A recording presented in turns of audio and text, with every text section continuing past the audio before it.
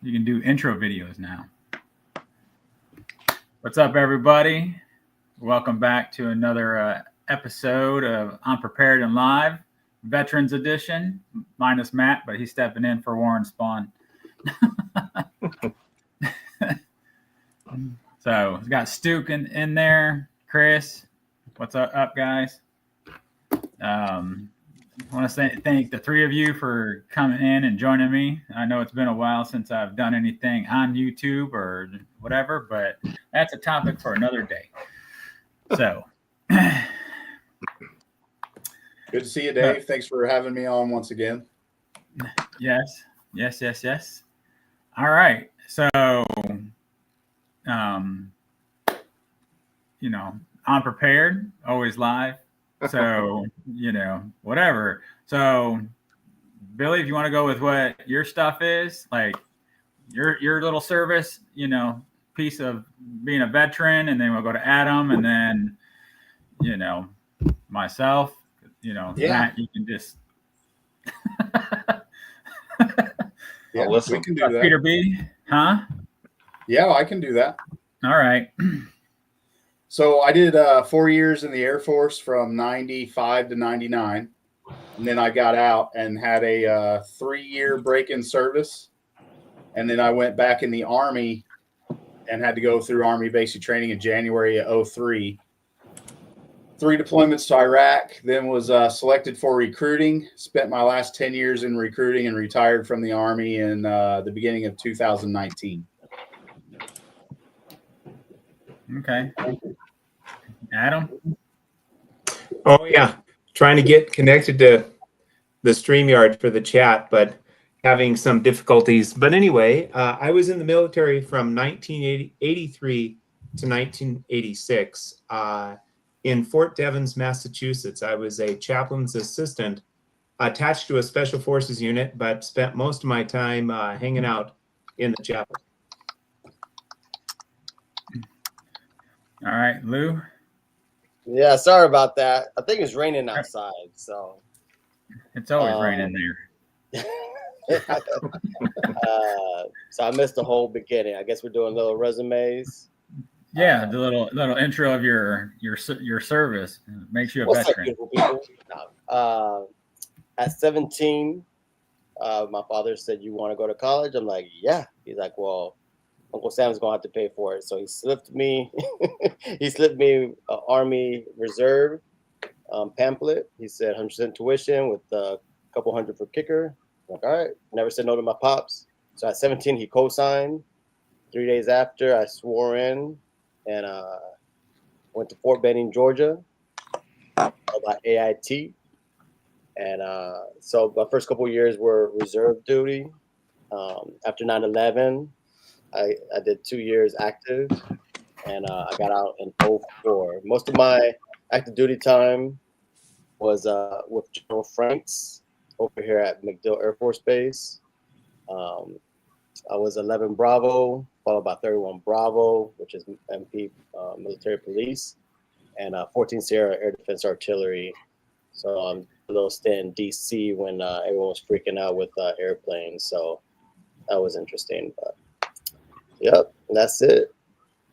Okay. For myself, I did 20 years in the Army. Stationed in Germany, Belgium, North Carolina for 13 and a half years. Retired out of DC. Was in Afghanistan 3 times, Iraq once. Did other little deployments to other locations and stuff, because when you support special forces, you go where they need you to go. So yeah, also was airborne. I got like 65 jumps. So yeah, you got those airborne knees. Back, everything, man. I got it all. 100% permanent total. When were you in Fort Benning? I did airborne school in Benning in February 2002. 2002? Yeah, I was there 98. But that was for basic. 11 bang bang. Yeah, I was in Fort Benning I was airborne as well, but I was there. That would have been like sometime in '83. I was 83.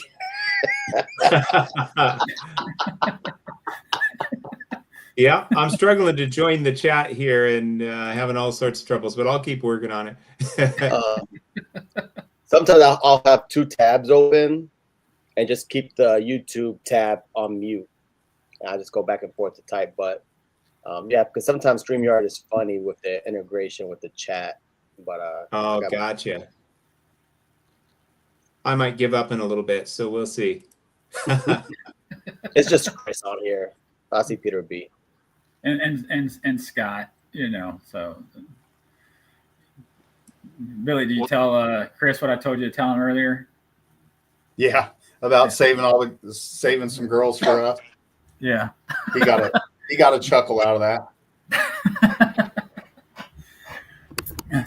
So here we are and stuff. Matt, why don't you introduce yourself since you're in here with us? Yeah, 100% civilian. So obviously, on behalf of everyone in the chat, since I can't see what they're saying, obviously, thanks to all you guys for all your years of service. Almost 100 years combined there. I think I'm maybe my math's off a little bit. 70 years combined, right? Almost. So very impressive, right? So not easy to do when your country calls upon you. So definitely appreciate that. But no, I mean, obviously, haven't done videos since last time I was on YouTube was with a couple of you guys, with Billy and Dave, and one of Dave celebrated his 2 years, I believe, right? So I haven't done anything in a while. I've been collecting still. I've been buying like crazy, as a lot of you know. But anyway, thanks for having me on, Dave. Even though you're always welcome. No service. You're always welcome. We got Orlando in here. So you guys been picking up anything? I mean, I was picking up. I slowed down a lot. My last big purchase was that Willie Mays auto. I got a card in the mail today, and it's a veteran, and it's a big one. You guys ready? Let me video I did, Matt. What's that? I'm making you solo. Oh, nice. I thought you were giving us clues. This is a pretty big clue right here.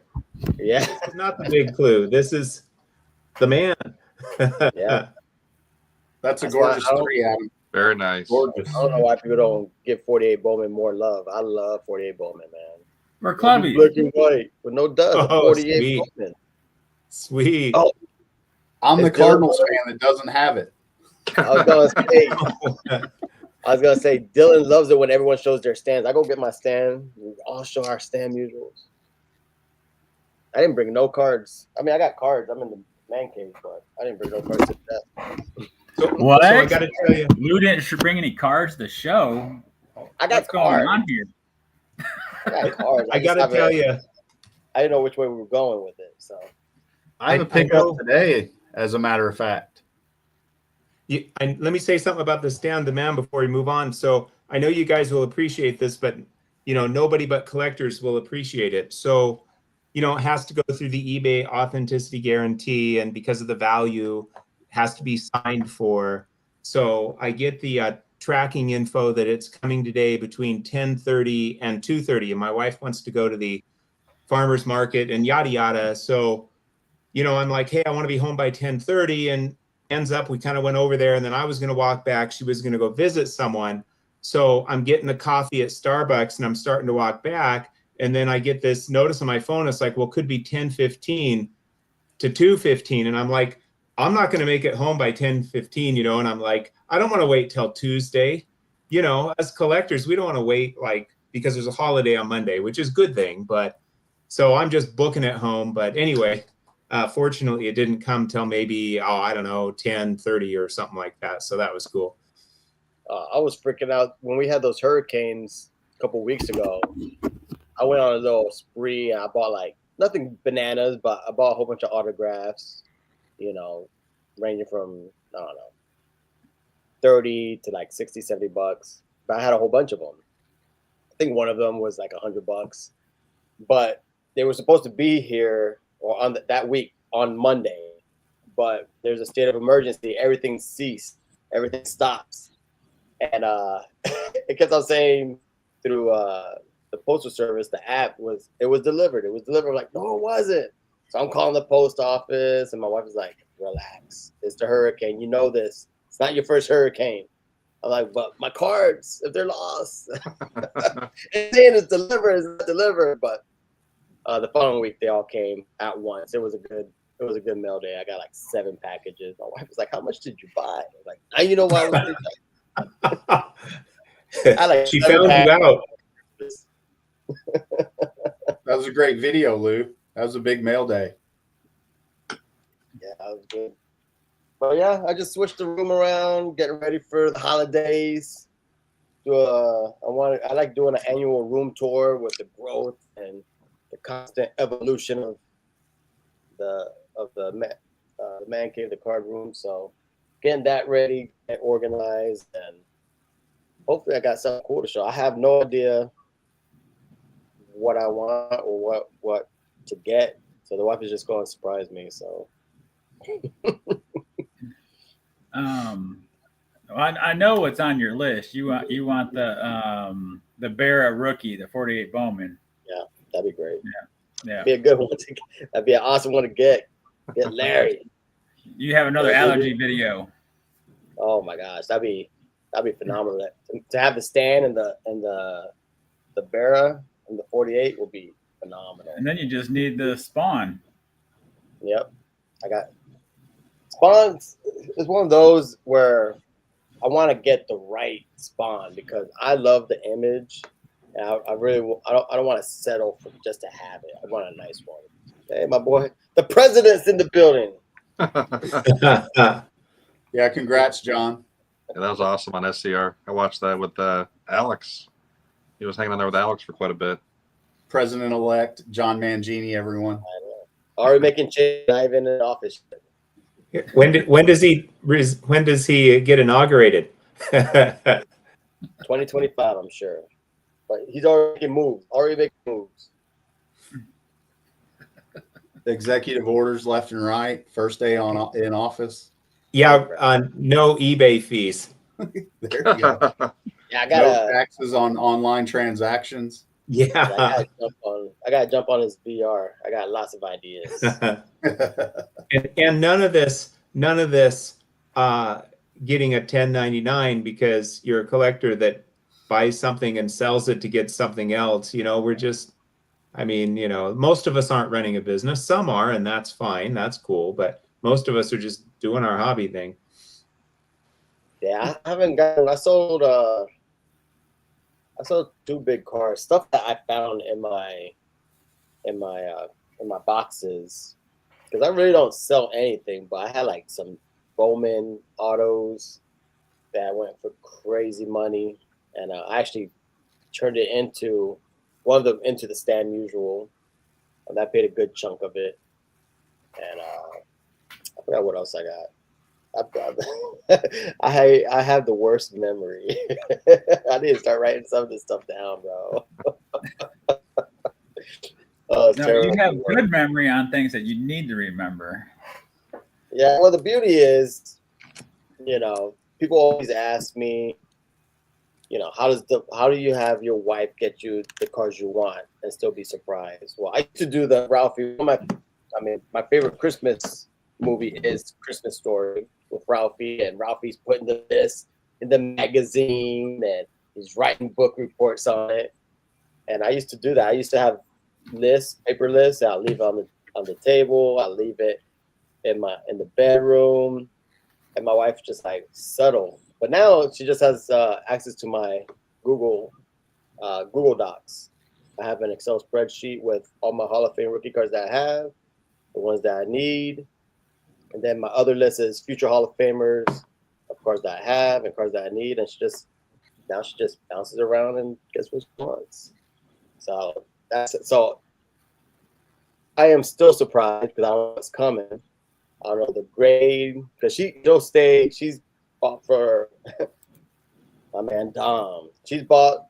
I've been with her 25 years, so she knows how to buy cards, and she always likes buying graded cards. So she doesn't trust herself to buy an ungraded card unless I'm with her at a show or something like that. But she's a good one. She's a keeper. That's pretty awesome. Yeah. Google Docs changed the game. Excel spreadsheet. And she has Adam's eyes when she's buying cards. That great eye peel centering. Yeah, that's why the allergy video, I was just, because I'm, as my boy John Mangini, President Mangini always says I'm parsimonious. Another fancy word for being cheap. I just like the art of the deal. I love a good deal. And like even like at the National, when I bought my 59 Gibby, I knew I was going to buy the card, but I still had to see if I still countered the guy. I still countered. I couldn't help it. The worst they could say is no. Mm-hmm. And he didn't. He accepted. Nice. I just love the deal. It's not that I'm cheap. I like the dance. I like the negotiations, There was a poll the polls are not accurately reflecting the degree to which people want to see these two cards together. So, whoa. Give me the 48 all day. I'll take the 48 Bowman, baby. I know people love the 49 Leaf or the 48 Leaf, depending who you talk to. But I love that stand. Look, he got boyish charm, the great looks. He looks so young in that picture, man. Mm-hmm. 48 Bowman is what's up. And it's the actual rookie card. Which when I got the Leaf, at that time, I think that was somewhere around the time where this hobby community was educating me, because PSA says it's the 48 Leaf. And on the back, it does say copyright 1948 on this particular card. Some of them say copyright 49. So I thought I had one of the two Stan Musial rookie cards. And then I was educated and I realized, no, it's a second year card. Although I'm still happy I have it because I really like it a lot. But, super stoked to add the rookie card. Although, he's got earlier cards, I guess. So I guess it depends on how you define rookie. So kind of the mainstream rookie card, I suppose. Definitely no sales tax on cards. What can we start? Mangini's already making moves. Nice. Congrats on that pickup, Adam. That's a really nice one. Oh, thank you. Yeah, those stands are phenomenal. Was that a Christmas gift, or is this just, I love you present to myself? What was that? So what happened was, and I don't want to embarrass the dealer, but so I'll just keep it vague. So I found a card I wanted from a dealer, and we made a deal, and I sold a coin to kind of help to cover that purchase. And then, like several days later, I reached out to the dealer to see if I could get some tracking or whatever. And he was really apologetic. He's like, "Oh man, I sold that card. I didn't realize it." And I was like, "Hey, don't worry about it. There's more cards in the world. It's not a big deal." So I had some cash. Also, I've kind of been thinking lately, I'm trying to take my hobby money and split it right in half, and half of it goes into a fund to get big cards, and then the other half is just for kind of your more regular purchases. So that big card fund was big enough to fully cover the stand. And so when it came up, it was a new listing, and it was $975. And it just, the centering, the eye appeal.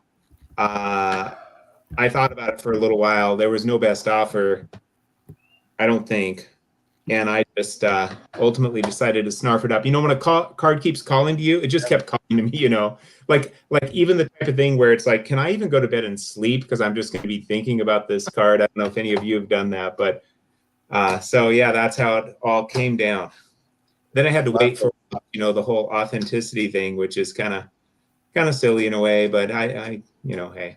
That's just part of the world now with the eBay authentication. But Standing Man is an inner circle type of guy for the Hall of Fame. I think he's one of the. If you have that 48 Bowman, that's like a cornerstone. It's a foundational piece of a collection. And Billy Bob, what kind of Cardinal collector are you? Come on, In come my on, bro. excuse, in my defense, I haven't been a vintage guy for too long, so that's my Bro, excuse. it There's doesn't so many matter. cards, Come I can't on. buy them all at once. Ugh. 48 Bowman is such, you know, I mean, I don't have too many 48 Bowmans, but what the heck? Another Big cat. another veteran, the big cat, and this 5 is insanely nice. But I think it's kind of cool that this 48 Bowman has 48 cards.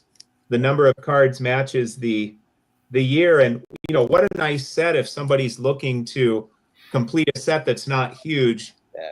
Hall of Famers, I think. You Maybe. hit it around the head. Half that set is Hall of Famers and like superstars. And it's not a huge set. I ever said if I was going to attack a set, because I'm not a set collector, I mean, after having the stand, that'd be one I would love to chase. But I hate to go down that rabbit hole because then I'll be like, ooh, let me try 49 Bowman next. And then let me try the 50. I'll probably try 1950 Bowman because there's no there's no Hall of Fame rookie cards actually in 1950 Bowman. The biggest rookie card in that one is Newcomb. But there's still some big boy cards in that with the Jackie and the Yogi's expensive. But that's a beautiful set too. 48 doesn't have any. I mean, sure, there's the Yogi rookie, I think, and the Mutual rookie might be the most expensive, but it doesn't have any crazy expensive cards. Yeah, Mutual is the most expensive one, followed by Yogi, and then you got Spawn, you got Shane Deans, and you got Ralph Kiner. Those are 5 Hall of Fame rookie cards. But you got the Rizzuto, the ugly Rizzuto where he's got no neck. Puffed up. But I think it's like a print or something like that. That's a tough card, but that's silly expensive. You got Big Cat, you got Slaughter. I mean, you got names for days. And it's a Allie small Reynolds, set. right, Adam? Allie Reynolds is in that set, I Yeah, think, too. Allie Reynolds, his rookie card's in there. He was on an era committee a couple of years ago, and that jumped up. But now you could get like a 6 or a 7 for like $50. Beautiful card. Are there? Yeah, I've been looking for that card for a long time. I had one. It ended up having a little paper loss, so I sold it. But I've been looking for the right one. I'm half tempted. It's tough in those like grades of say 4, 5, 6. What I've seen coming up has not been satisfying my pickiness. But I've been half tempted to go up to like a 7, a nice looking 7 or 8 because it's more money, but it's not that crazy for Allie Reynolds. So who knows? Maybe I'll go big on the 48 Reynolds rookie card, but we'll see. When you look on eBay, Adam, do you use your phone to zoom into the picture? Do you use your computer and get really close to it, or I know at the card shows you have it right up to your eye. I don't know how you do it at home, like when you're looking on eBay. Yeah. I just using the what I'll do is if it's like PSA SGC, I'll go and see if they have a picture of it. I know if it's older SGC, there's not going to be a picture, and if it's older PSA, I think most of the time there's not. But if PSA or SGC has a picture, I'll go get that, and I'll blow up the pictures if I can do that without losing too much, picture quality. Basically, as a general rule, if anything bugs me in the picture, as a general rule, I will pass, even if what's bugging me in the picture might not be a big deal. If I had it in person, I might say, oh, that's fine. But, if I can't tell from the picture, then I'm more apt to pass. Once in a while, I have reached out to sellers and asked if they have another picture that's a little clearer. Sometimes that works. Most of the time it doesn't because they just send you a picture that's just as bad or they just don't respond or whatever. I was just curious. Well, I guess part of it too is, usually when I buy a card, the pictures were pretty decent resolution. Otherwise, I just passed if I couldn't find a decent resolution picture of the card. Well, see, man, this is what Adam does. He goes in the closet, turns the lights off, gets his little Christmas tree, little snow globe thing going on.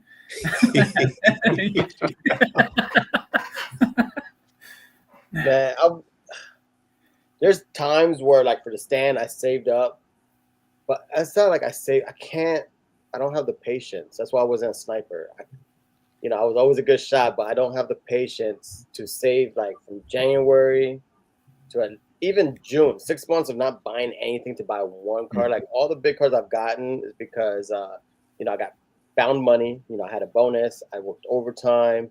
I sold a card, and I was able to save. Not buy anything for 3 months because I had a nice chunk. I won a fantasy football league. I just don't have the patience to do that. Pepino. I love Pepino because he says stuff. I don't think how genius he says it, but he says something like, "I'd rather buy 100 little things that I love than one big thing," and that resonated with me. Like I have some nice cards, but I cannot. I'm sure I could get some dope card if I don't buy anything all year and just buy that one card for Christmas. And I admire people who can do that. I just can't do that, bro. Like even now, I'm looking at $20 autographs just because I need to have something come in the mail. dopamine fix or whatever, right? Whatever they call it. Yeah. Well, I got little packages right here and stuff from my fantasy baseball winnings. The more you save and the longer you wait, the easier it gets. Though, I was that dude. Like if I had $10 to spend, I was spending it. But now that I've like saved up to buy a big card and save for like 6 months, like it makes it a little easier to do that. Yeah. Because it's like, well, do I want this one really big card or do I want 2 boxes of 1990 Score and a box of 91 Upper Deck and all this other crap that I buy all the time? Like, even up to the National, I told myself I'm not going to buy anything. And I was still buying stuff. But nothing crazy. Like just the day you got back. Yeah. I was okay because I was tapped out. I spent extra. I bought cards on the way out the Airbnb. like Donnie live streams. He brought a whole bunch of cards and he had that 1950 Campy. And I just had to get it because it's a beautiful image, beautiful card. I wanted to pair it up with the 49 Bowman I had. And he's like, "Louis, you ain't gotta give me the cash now."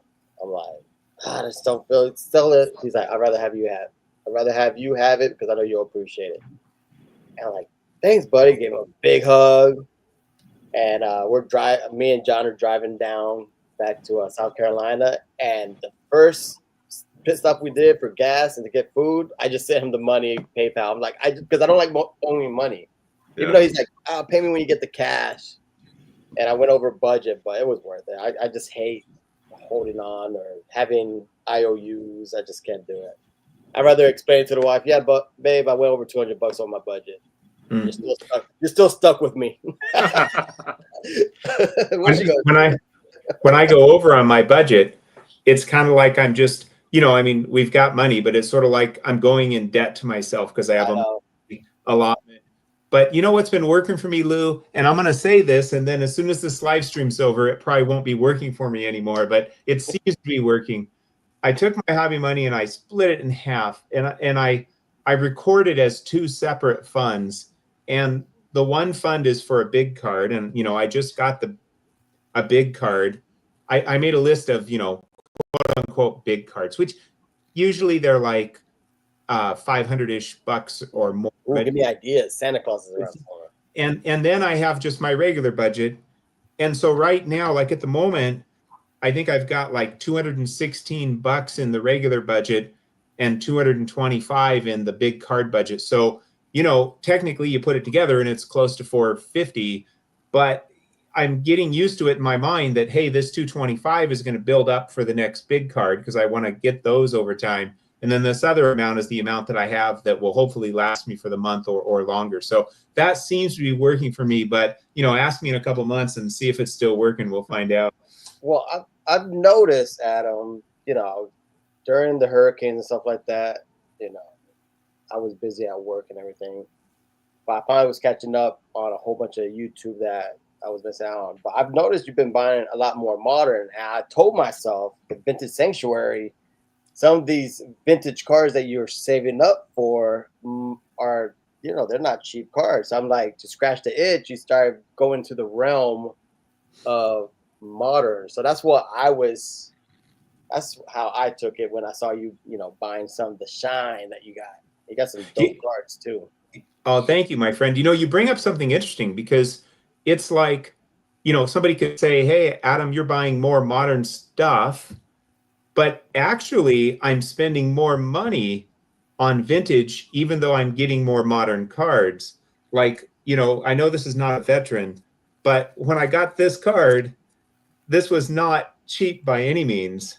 Oh no. This thing is just insanely nice. So it may only be one card, but the amount I spent on this one card is more than I've spent on, maybe just about all the modern cards I have. So even though I've been buying somewhat more modern, I've actually spent more money on vintage lately. And the other thing is I've kind of tried to sort of, to some degree, I mean, I could have more cards of like Willie Mays, Hank Aaron, but I was going after the big ones, like the Hank Aaron rookie, and in lieu of getting, a lot of the other cards in, say, Hank Aaron's run. So telling myself, I'll get there eventually. I'll get the Hank Aaron run done eventually.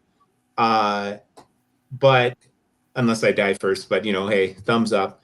But I've got the big one. So once I have the big one, then Billy and I are clubbies, and it's just kind of smooth sailing from there. So, well, and I figured out the whole budget thing, right? So, like, if you really want a card, I don't know if Chris is still in the chat. You just steal it. Like, if you really like, I stole this from Chris today. It's not a vintage card. That's a dope card, though. That's a great one. But I had a 9, and Chris, I helped finish inventory his collection, and I saw he had a 10 in there. I remember sending it in to SGC for him, and he had a PSA 10. I was like, why do you have a PSA 10 and an SGC 10? Nice. I got mine hung up somewhere. So I was like, we'll do a partial cash and trade for that. And he's like, yeah, take it. I was like, do you want, I mean, like money? No, just take it. Like, we'll work it out. It's like, okay. Those are the best friends to have. Yeah, so technically I stole that from Chris today. Well, I mean, he just got you for cheap labor. It only cost him a modern rookie card. Right. A double at that, How many slabs does he have now? How many thousand slabs does he when have? I was a MP and I was stuck at the gate, and I don't know if you guys know, but like on average, at least at the time in the 90s, on average, MPs worked longer days, and our days typically were like 11 and a half to 14 and a half hours because you're there till the mission's done. And I remember we were trying to figure out our hourly wage. It was like $2.36. oh man, because we were there every day for like 14 hours, 13 hours.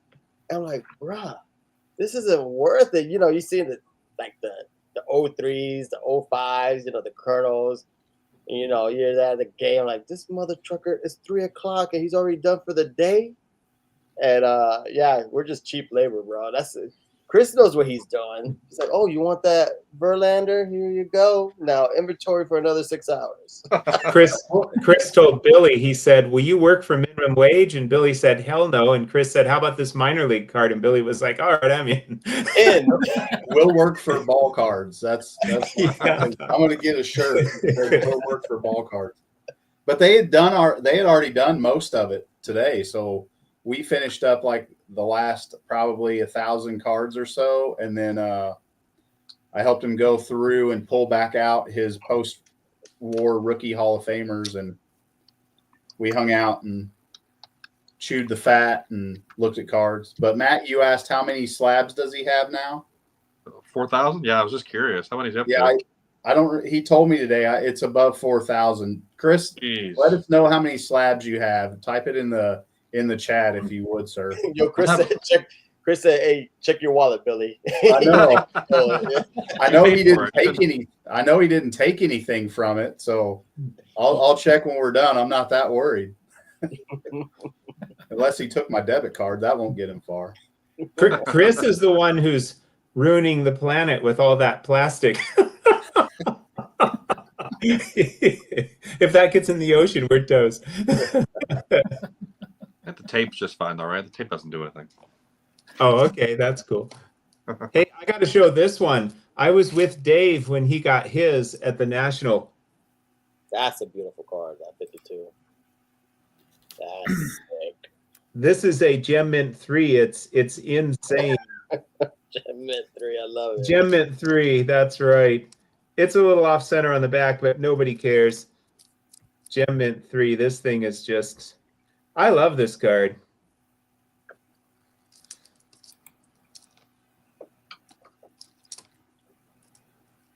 Oh, Lou must be getting his. Oh yeah. I should be showing at the same time. I'm not doing my job here. Come on, Adam, get back together. I don't have one. I could show a red Shane 52 tops. That's the only one I have at the There you moment. go. Any No, I just got. is glorious. I want to show like some of the cards I've had before on my bench. I just got my last 3 purchases, and 2 of them are real big. At least for the Lou Rock household, they were pretty big. So I'll show you my not so spectacular, still a dope card is George Kell auto. Beautiful. That's nice. Shine, baby. Love that shine. Stickers, but I like it when they're like silver on the back, or they kind of make them, Oh yeah. Ooh. And then I got this Oh, wow. one. Oh, wow, that's awesome. Cornelius McGillicuddy, better known as Connie Mack. #1 in every statistical category when it comes to managing. And I got this from my homeboy, Vintage Oddball Cards. He gave me a hell of a deal, but I had Rick to the get Flipper. this. Yeah, Rick the Flipper. But he gave me the homeboy discount on this. I had to jump on. I wasn't looking for a Connie Mack auto, but I mean, this is one of those autographs you add to your collection. You just have it with pride. So super That's happy to awesome. have that. And then the big boy that I got, I fell in love with the set. I do that a lot, man. When I find a car that I love and I find it in a set, I'm like, let me just see what else they got. And I bought this with my overtime hurricane money. Ooh. Nice Oh, I little- saw your video on that one. Yeah. So that was I spent a little bit, with auctions, you start getting into the auction and you're like, I'm not gonna go higher than this. But you don't see this often. So I No. just keep on going to how I I mean, want it. it's the whole pumping. It's so shiny. That's a beauty. Is that Dang, the That is 04? sweet. Is that 04? What year is that? 05. 05? Yeah. 05. I like the way they did that, the way they really make that auto stand out. I don't care for just the clear plastic stickers they do. Yeah, That that's really why was if you sweet. talk to Dom and Jake, they don't make fun of me because I always say silver stickers for the win, because in the early 2000s they had the silver stickers. Like most of I got the Absolute Spectrums. The Absolute Spectrums is a phenomenal set, and it's pretty much the same type of design. They got the silver sticker because it's almost designed for the card. It's almost like part of the card. So yeah, It works. Yeah. Yeah, I like it.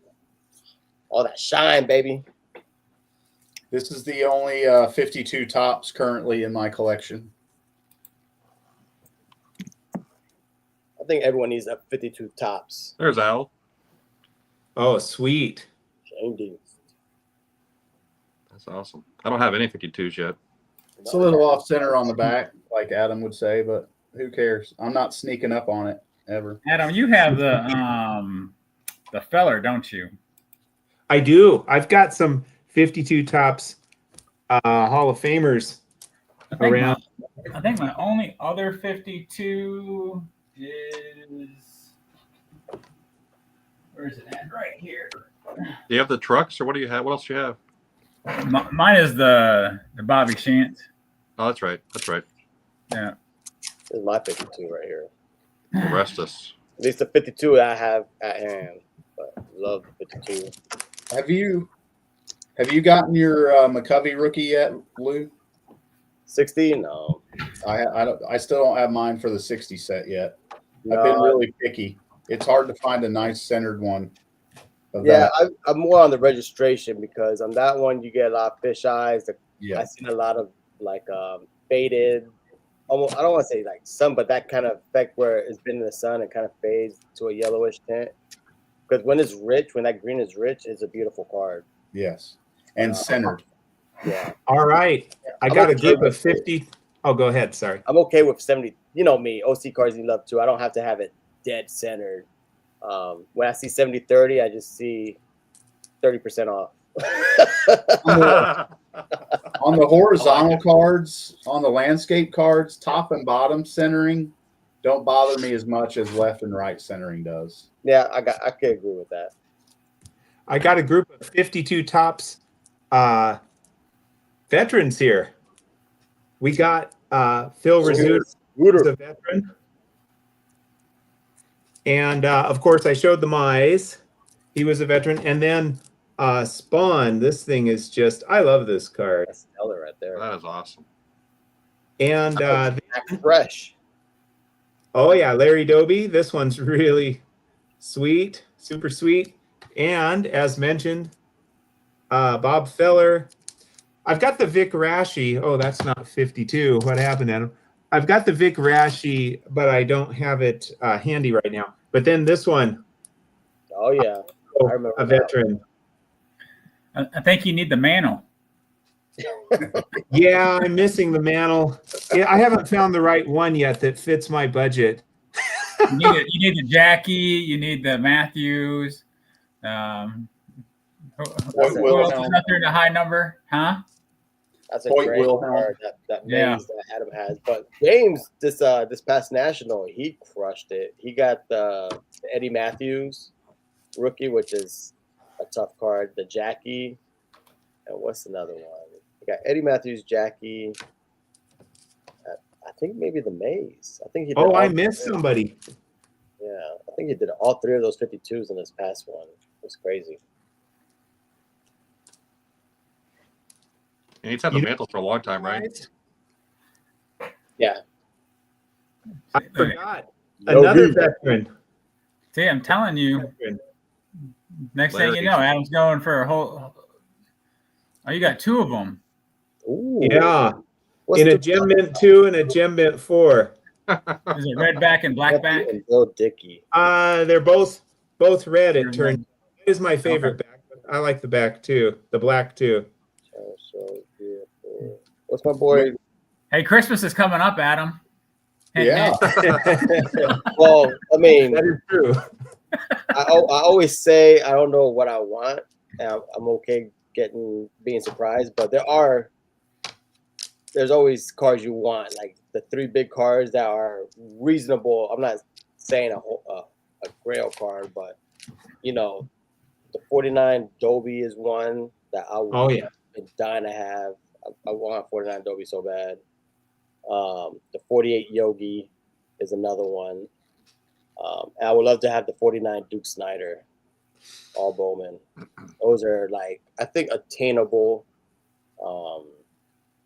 Not like I gotta retire, because I know when I retired, the wife said you get that, because you know when you retire, the ceremonial gold watch, but I don't need no gold watch.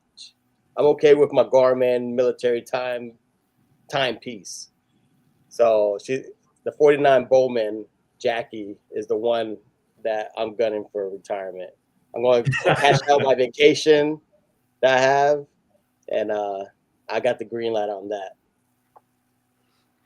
I'm trying to see what Dukes was talking. He said Campy and Bill Dickey. He piqued my interest because I love Campy and I like Bill Dickey. Say hey. I don't know. Speaking of Campy, here's my 50, the one I got from Donnie. 1950. Oh, that's beaut. It's a beaut. Gotta get it. He's like, just take it, bro. And then 6 hours later, I sent him the money. I was like, I can't owe you money, bro. But yeah. What else I got? 52. Oh yeah. Oh yeah. 50 Bowman. I'm telling you, 50 Bowman, man. Yeah.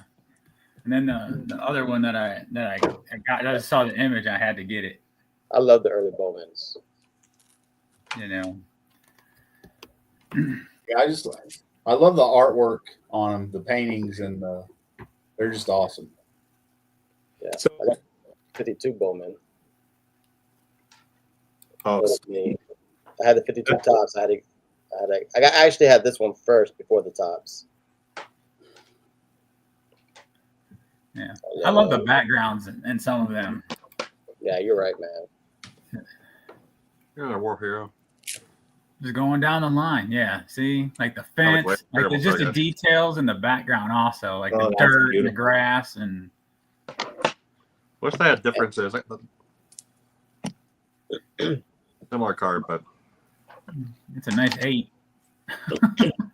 I got the 53. It's supposed to have been here today. It didn't come today, so I'm a little worried. Nah, it's gonna be Tuesday, as Adam mentioned.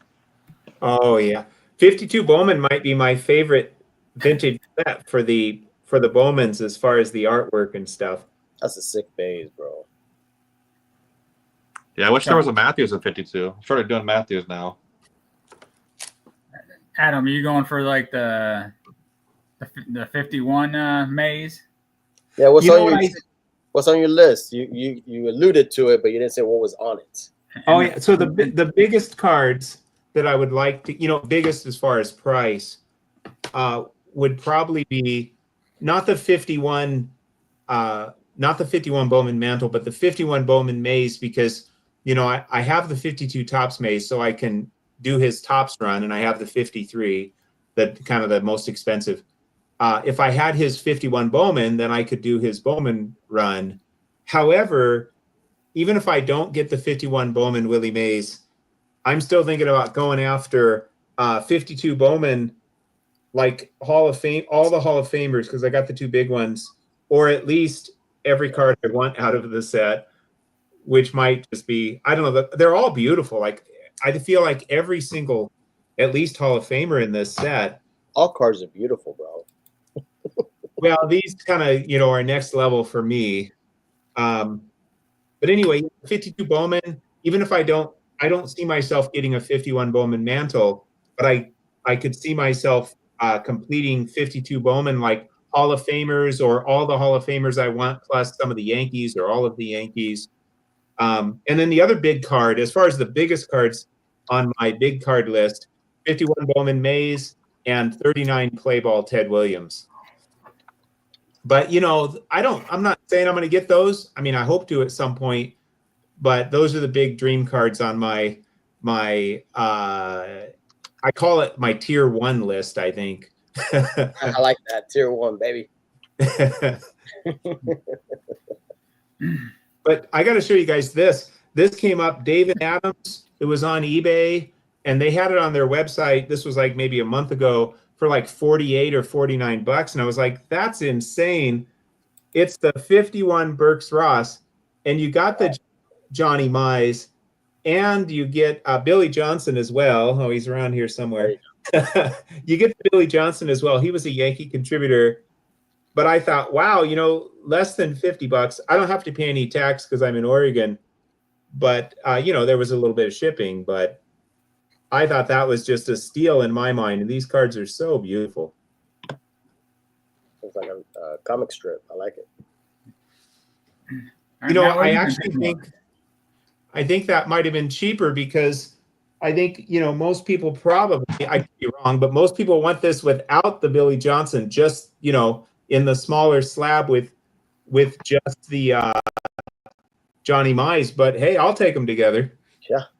So who did it better then? Because I have that same issue for so Spawn's on there with Barra. Oh, Those are 2 good ones to have, though.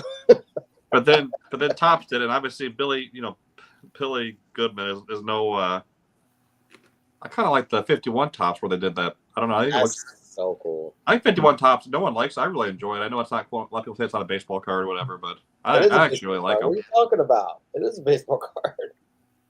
Hey Matt, you can split off that Barra, sell it to me, and send. The 51. Being a player collector, I still already have the 50. I still already have the.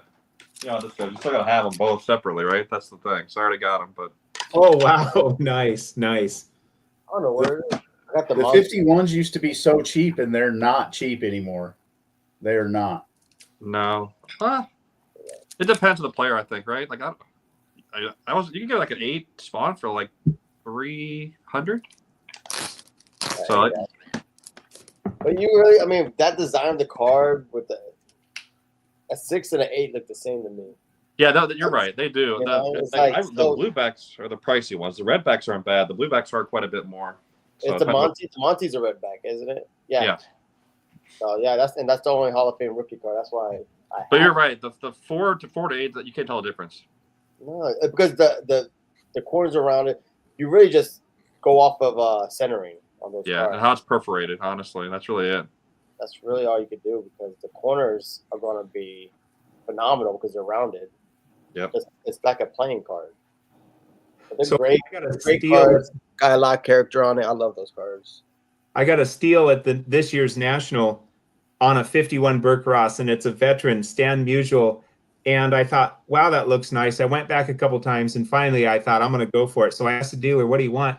He's looking up comps on his phone. He says $160. And like that, I think is a fantastic deal for this. Stan Musial for $160. That's awesome. Hey, Billy, you got that one? No. Nope. Show me I your want to stands, say, bro. didn't Joe buy that one have? there too? Joe Force Off Corners. Did he buy the Joe same card? Force Off Corners got one as well. Yeah. Yeah, those Burks. I mean, Burke Ross stole the images from all kinds of stuff, so they got some great photos. I mean, look at the mantle Burke Ross. That's the 51 Bowman. The Jackies, the 50 Bowman. I mean, they stole all the images. Yeah, they're the first plagiarizer. Not everyone wants to Burke Ross. That's why I think they had to stop. That's why he couldn't continue. John probably knows better than I, because I read it a while back. After a dealer told me when I was a kid, he's like, "Yeah, these Burke Rosses, because they were cheap. The only ones he kept because he was a mantle, kept all the mantles, but he was trying to get rid of the Burke Ross. He's like, yeah, this guy stole all the images. It only lasted like 2 years, and I always thought it was an interesting story. But now everyone goes crazy for those, especially the Jackies, the mantles, The Joe D as well, the DiMaggio. Joey D. I became a Burke Ross convert. I thought they're not that great a print quality. I don't think they're. I mean, all of it, like you say, Lou. I really do think all vintage cards are awesome. But I'm like, as far as priorities go, these Burke Ross aren't that great a print quality. I'm just not really interested. And then something happened. Something clicked. I don't know what it was. One of these influencers on YouTube. One of you guys probably. And I was like, some of these are just freaking super awesome. I got this at the National as well for 110. It's an 6, so hey, maybe it would be a 5, but who the heck cares? It is absolutely glorious.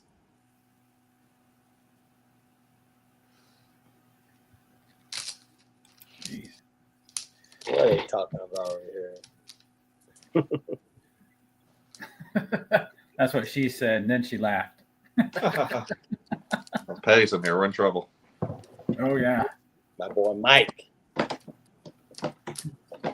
Yeah, I have right now, I have 2 graded Stan Musial cards is all I have in my collection. You got the 58 All-Star? Not graded. No. I have You don't need it graded, bro. I have an exhibit Stan Musial, the one where he's leaning with the 3 bats. Yeah. Or kneeling.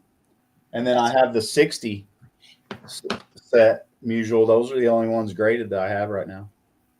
I had a Gibson rookie for 45 minutes, and then it went bye-bye for the Hank Aaron rookie. But yeah, I only have 190 graded cards in my collection right now, and that's more than I have. Let's see, 2020 is where I really started doing mostly vintage. So yeah, I still stay true to how I've always done it. Like online, I buy graded because I just feel protected. But like at a show, if I'm looking at it, I feel good about it. I usually have a buddy or homeboy with me. Have him give a look over. If we both agree it's good, it looks good. I feel much more comfortable buying them ungraded at a show. Yeah. Where I can look. I almost bought a gorgeous 54 Warren Spawn at the last show in Columbia and was like, man, I really want that card. And then I went back and looked at it again, and there were stains on the top right and bottom left corners. And I was like, I'm glad I looked at it again because I would have bought it. Like glue stains or look like water stains, like really dark. Like you guys mentioned Don. I this is the one I bought off Donnie live stream. I love that card. That's a beauty. Yeah. I love the 54 set in general. Yeah, the Jackie's sick in the 54. I love That's probably my favorite set of all great time. Design, great everything. 54 just can't miss. No. I think Keating just finished it, right? John Keating just finished the set. Oh, did he? He finished the 54? Oh yeah. Dave just guessed it. We talk about a car, he just guessed it. He had the Verlander out. That's a Like beauty. a damn magician. He's organized. Verlander He got that. tells you he's not, but he's organized. Look at him. Rob mentioned it a while ago, so I'll go ahead and show it. Oh yeah. I don't have that one, so I got here it is. Matt's like, I got 3 of them. no, just one. Just one of those. I guess we're out, Lou. I'm out. I'm out of this game. Hey Billy, we're clubbies on the live stream. Matt too. Where's Dylan? He loves a good screenshot of all the cards on the screen. What sort of a live stream would this be if I didn't show this beauty off in the Forever 4? All right, you're getting removed now, Adam. Billy, Yeah, right. Billy, Am I get getting a that little one. too excited? Oh yeah. That Here's my spawn. Red Heart Mutual is very high on my list of cards. That's why I love YouTube, man, because those red hearts. I remember growing up and going to the mall card shows and seeing the red hearts, going to the flea market seeing the red hearts, and now those red hearts are like, you can't touch them. They're expensive, bro. It's just YouTube just educates. You see beautiful cards, and then you hear the history and how you just fall in love with it. Man, my buddy Tom bought a gorgeous Mutual at the National, and I fell in love with his card, and it's like, man, I have to have one now. But there's so many cards. That's why I go and order by year, because there's so many that I want. That way I can kind of keep it organized, so I'm not just like all over the place, you know. One of the lessons I learned was you can't be so. It's good to have an idea of what you want. It's good to have several cards that you want when you go into a show, because if you're so narrow focused, you're gonna miss out on so many cards. Yeah. And I did that one national. I mean, I still had a great time. I still got some dope cards, but I told myself I would never do that again. It's gotta be the perfect storm, man. It's gotta be great looking card, great price, and you gotta have the money in your pocket. You know what I'm saying? And I just missed out on so much in my first national at Atlantic City, because I was like, I gotta get this one card, and I ended up not getting it. So yeah, it's good to be flexible. It's good to have a plan, but shoot, being in the military, we all know what we can do with plans. Change it 600 times. Oh my gosh, bro. It's like, come on, man. You know, as the butter bar lieutenant is giving it, you know this plan ain't gonna work. It's like, yo, Sarge, what are we doing? Let's go. Let's get boots on the ground. Let's go do this. You learned how to plan like that at West Point, sir. That's not gonna work. I remember telling my buddy, like, is that a protractor? Does he have a protractor and a laser pointer? What the hell is he doing? Hey, don't go picking on protractors.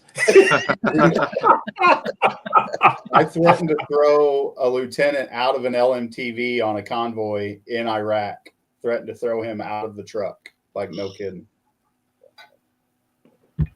So you're right, though, Lou. That happened to me last Sunday at the Dallas card show. I didn't really see anything I wanted. I hadn't bought anything most of the last couple card shows there because I'm running out of cards I need for Aaron and Spawn, right? But then I ran into this. And even though I already had one, I still grabbed it because it's a lot nicer than my copy. But yeah, I definitely it's got to be flexible. What's your other copy, man? Gotta be flexible. What's that? What's the grade of your other copy? 7. What's that one? 8.5. Oh, nice. Yo, my man is in another bracket. When one awesome card isn't enough, and you just have to. This 8.5 7, looks better like This than stuff my is just going to 7. be sold for something else. That's just more money in the budget. Or you No. don't keep both. I We'll still got call the other one. I Matt. haven't moved it yet, but We can call Matt double X, which stands for 2X. You just take the grade you have, double it, and then that'll be Matt's grade. no, like honestly, I don't do this for Aaron. Like Spawn and now Matthews, like the price point's way different, right? My Yeah. Aaron's are all 2 to 4, a lot of authentics, a lot of 1s if it's really rare, right? But like Matthews, the demand won't be there as much as it will be for Aaron long term, right? So if I want to have any for my family, if they want to sell them or whatever they want to do with them when I'm gone, like you need to have high grades for Spawn and Matthews, I think, to have any chance of moving them. Are you in the set registry? What's that? You play in the set registry? You play in that? Yeah, no, it's bad. I do. Yeah. Unfortunately, it's bad. Don't do it. 8.5 helps. 8.5. Sadly, not much you might think. I think I moved to like 0.02, but no, I'm well on my way to be able to be first for those two guys, but not for Aaron. Aaron, there's guys that have like the rookie in like an 8 or 9. I can't jump that because the point value is so high for it, right? So. Well, you're an eclectic collector, Matt, because you've got grades, as I understand it, from 1 pretty much all the way up. Yeah, no, I have 10. I actually have like a 10 for Spawn somewhere, but hey, Matt, if you're moving that 7, Petty's looking for it. I am moving it. Yeah, I offered it to Dan. We're trying to do a deal on Twitter because he has a 4, but the other guy didn't want to do the 4, so I told him 210. I can pull it out. I gotta find it somewhere here. Shoot, James, like sold 210. He's got that in his couch. Sorry. James wants to see our Todd Van Poppels. I guarantee I can dig some out. So this is low IOP, Petty. This is low off center, top to bottom, full disclosure. I got a Todd Van Poppel, like I think it was classic. Was it 91 classic gold? I got that somewhere. Todd Van Poppel. Yeah, I didn't plan to sell cards tonight, but yeah, that one is available if someone wants it. All right, Dave, can I show another card, or have I reached over my quota? Hell no, show cards. What Show your cards, Facebook man. channel, bro? I was so Oh, D&D, nice. I was so stoked. Gem Mint 4. I forgot about that card, man. That's a great. Oh, I love this card, front and back. I mean, what's more nostalgic than food and beverage issues? Now, what year is that? 54, right? That's like the same 54 back. to 54, yeah. So it's almost the same back as the Johnson cookies, but then Oh, let's check it out. the back's very similar, right? Let's see. Oh, David's having trouble. Back upside down. Let me get my act 82. together. You could do 2 screens. I'm so bad at this, guys. It is 2 You screens. just have to tilt it a little so it doesn't glare. Tilt it. I can't do it. Tilt, All tilt. right. That is interesting. And But then the front's like the 53. It's like they stole the front from 53 Johnson cookies, and then they took the back from 50. I don't know. Probably the same manufacturer, right? Maybe so. Adams doesn't have any grease from the chip bag. I like that Toby. See, that's what I'm saying. Influenced me. I need that card. Yeah, D&Ds are nice. I wish one of my guys was in that set. I would have one. That's a good looking card. Oh, Mizzou scored. They're up 10-9 on Oklahoma right now. For any of you who care, I was watching Notre Dame for a little bit. Did they pull away? It was 14-3 when I was watching, Lou. I'm a Notre Dame guy. Yeah, my little niece, she wants to go to Notre Dame, good Catholic school. Mizzou has their backup quarterback starting tonight, so I figured they'd get stomped. Let's see. I'm on eBay right now looking at D&D cards. Why you guys are talking? Nice. All right. We They're got great. to show Ted, another vet. Another veteran. Not There you go. Nearly 5 years. Otherwise, he'd have 857 home runs or something like that if it hadn't been for his 5 years of military service. I know, man. He And then- so much time. That's He was in all the way from World War II to Vietnam. That's incredible. He would definitely have the RBI record, right? That's for sure. No, yes, no doubt. My battery's getting low. I'm gonna go get a plug and plug in, but I'll be back. All right. Well, so I did a little purchase here, so I'm going to show Mail a day. little mail here on here. Dave live mail day. Give Yeah. yourself a big screen, Dave. Now this is a big deal, Dave. Dave has more patience and willpower than I do. Yeah. Yeah, make sure there's nothing else Like I in there. said, All right. it's like I'd rather have 100 little things. All right. So it's my first Milk Duds box. Oh, nice. Yeah. Speaking of, Future Hall of Famer Tommy John. I had to pick it up, man, before he got in. yeah, I'm telling you, that's my money. Like I said, the two that I want, Dick and the Cobra. I want Dick Allen, Dave Parker, but I don't think Cobra gets in. It'll be Tommy and Dick Allen. I want 3, but that's not going to happen. I want to add Boyer in. The threshold's so high. If they ever change, if they want to get people in, I think they have to move it down to 10. If they move it to 10 instead of 12 for the committee, and again, it's all cronyism. It just depends who's on the committee too. Like if there's Philly guys, Dick Allen's gonna be in. If you got Pirate guys, Cobra would be in. Shoot, Tommy John. I was gonna say Yankees, but Tommy John played for everybody. Well, Ray was talking about it today too on his video about What do you say? how they combined it. Now it's just 2 different eras, right? Oh yeah. They used to have previous. Like that's a huge spread of years that you're trying to cover all together. It's true, and it's when they had it. I actually enjoy it the other way, where they had I think it was like today's players, the modern players, golden age, early playing days, something to that effect. I can't remember because it's been a couple years. But when they split it into 2 like this, I mean, look at the class that they have. It's a hell of a class. I mean, you got Louis Tion, you got Tommy, you got the Cobra, you got Dick Allen, Garvey. Yeah, but the thing is, as a fan, I enjoy it because I like the drama. I wish I was a fly on the wall to hear the stories and who's fighting for who to get in. But it sucks for guys like Dave Parker who has to go against a Tommy John, a Dick Allen, a Louis Tion. It sucks because Dave Parker should have been in years ago. They're going to they steal votes from each other. Yeah, they cancel each other out, and the threshold's too high. I mean, in my opinion, I think if it's a veteran committee, these are players who've been there, done that. They know what it takes to be a Hall of Famer. I think 10 is a pretty good number. It's still a majority, but I think just that. Like, look at Dick Allen. He's been there twice and missed it by 1 with 11. I mean, come on, that's got to be brutal. But that's just why I think. I think for the drama's sake, just having the 2 eras is great. But now the pool is so large that some of these guys might be waiting for a long time. Or I don't think Cobra is going to be around when he does. Cobra will get in eventually. He just won't be around when he gets in. And some of these guys may never get in.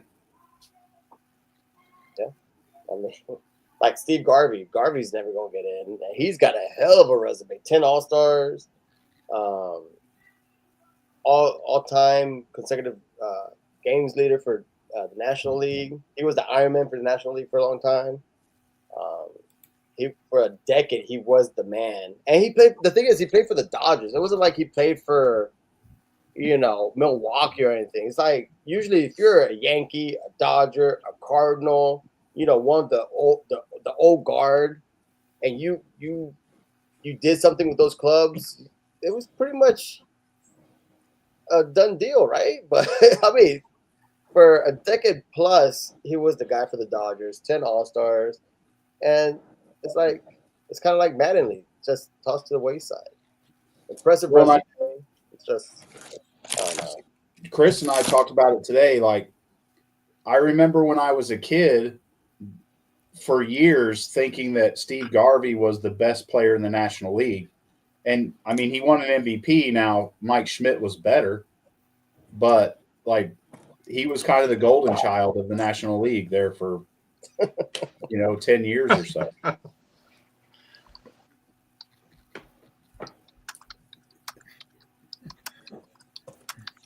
Oh, Adam, you missed it. What did I miss? Huh? The unveiling of a future Hall of Famer. Dave bought cards. Oh, nice. They bought a Nice. card.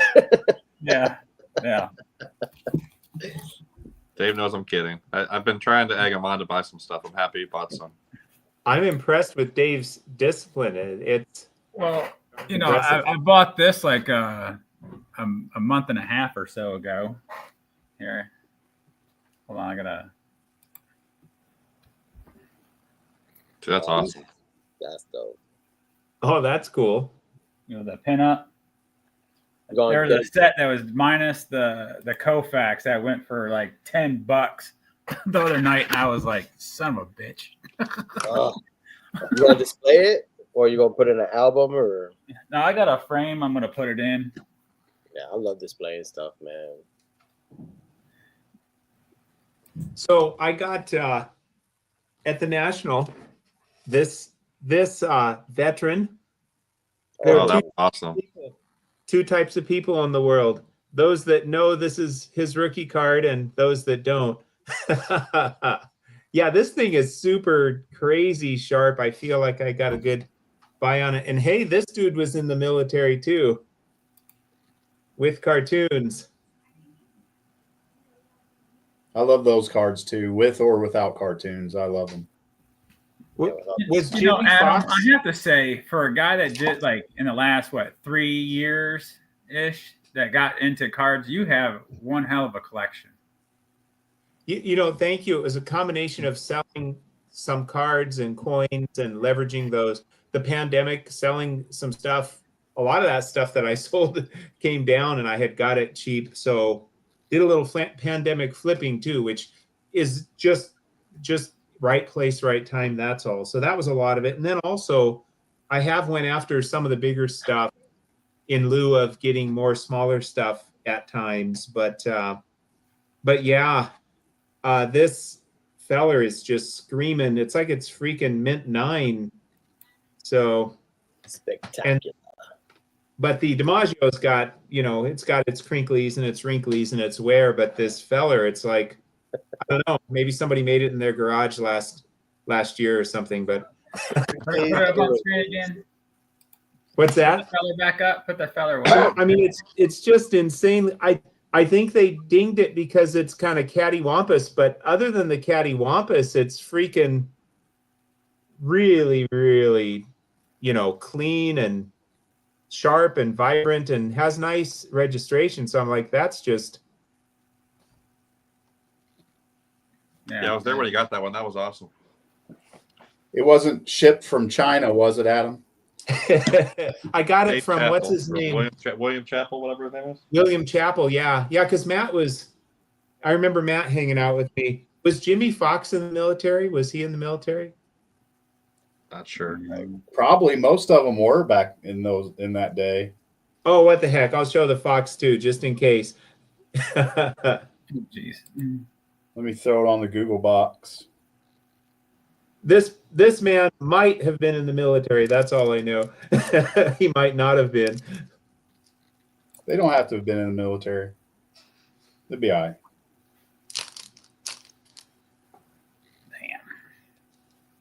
No, they don't have anything for him on here. Okay. But he was in his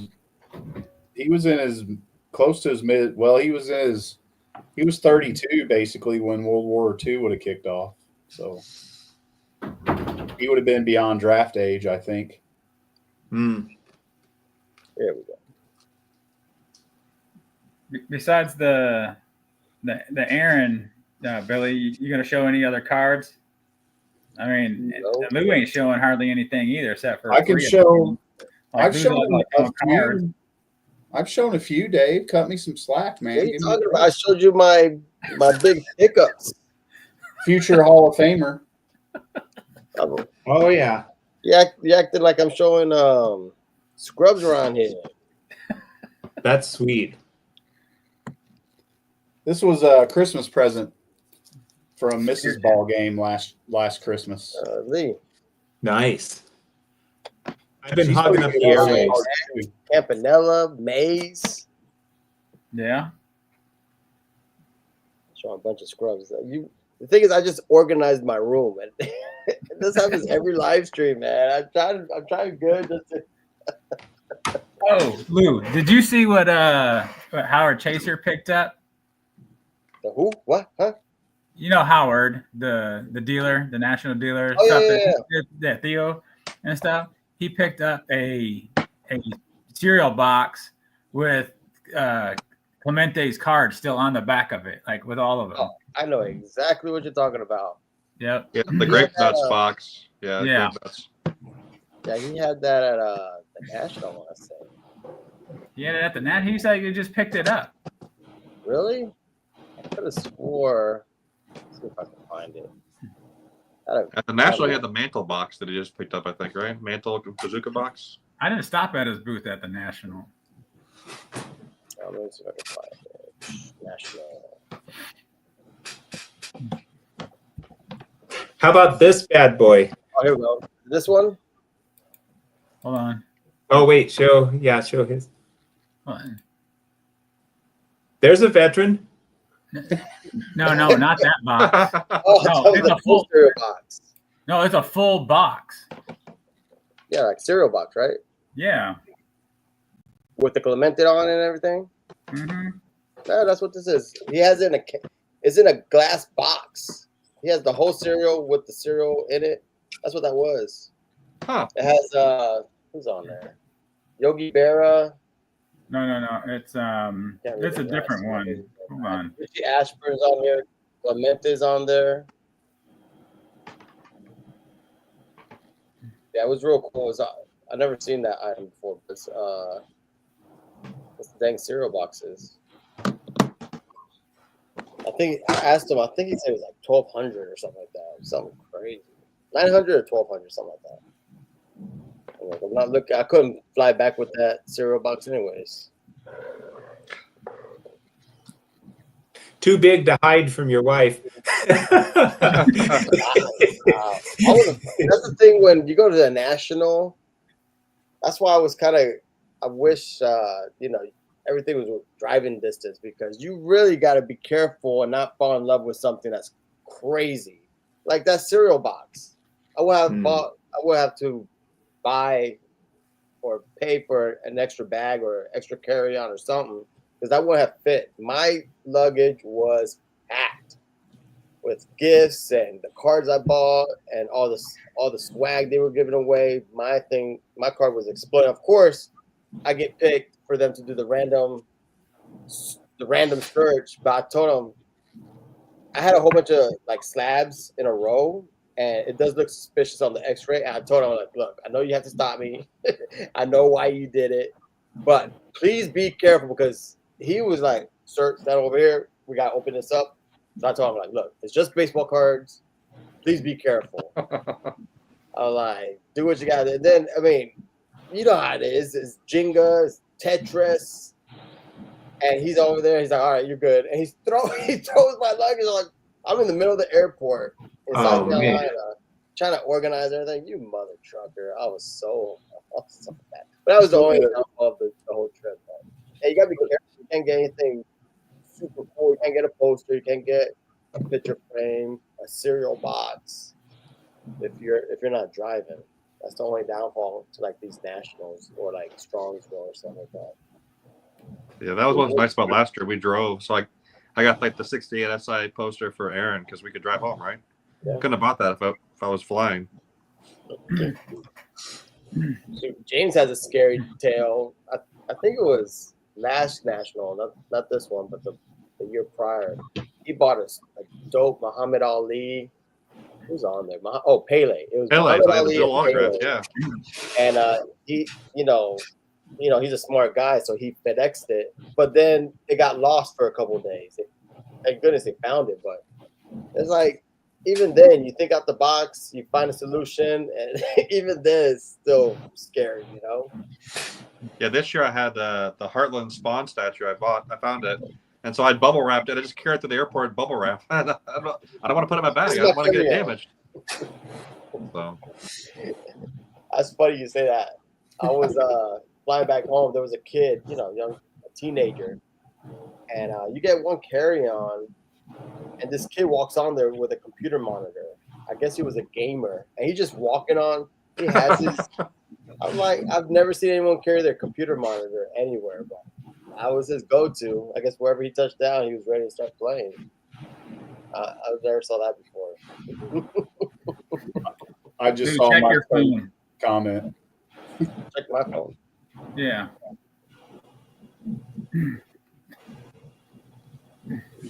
Show your hires, Adam. There you go. Yeah, the hires.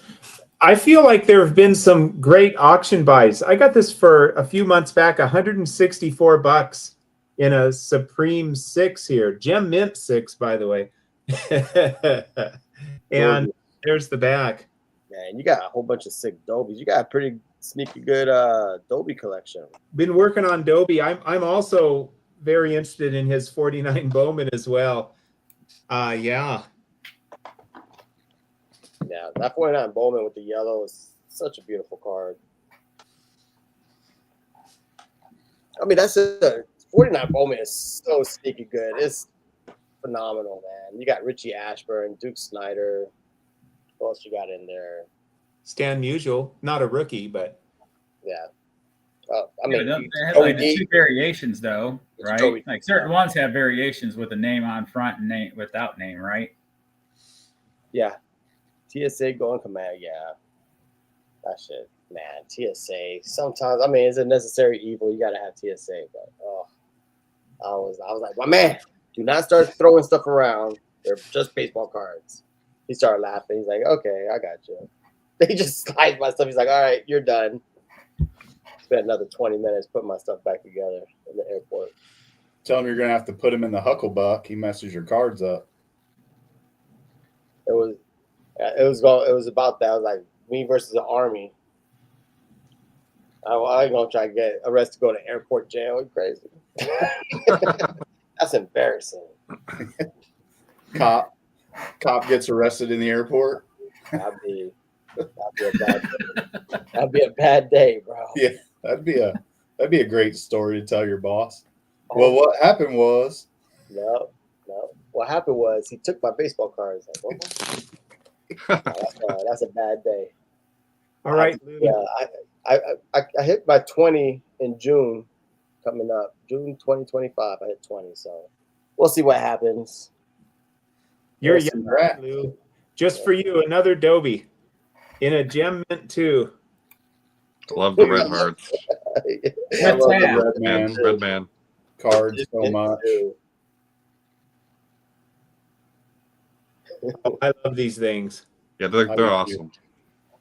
Like those the 50s tobacco cards. Those and the 54 top set are probably my favorite sets of all time. Yeah, 54 is sick. I love 64. Got a military veteran, of course. God, the glare's terrible tonight. Let's see. There's 55, You got, Oh, you got, yeah, that's you got it with the tab also. 54. His 52 is this glorious purple. You probably have that one too. Let me check. 54 with the tab. 53 with a tab. Oh man. Maybe it's the 53 I was thinking of. I got 52 without tab. I just got that this week, actually.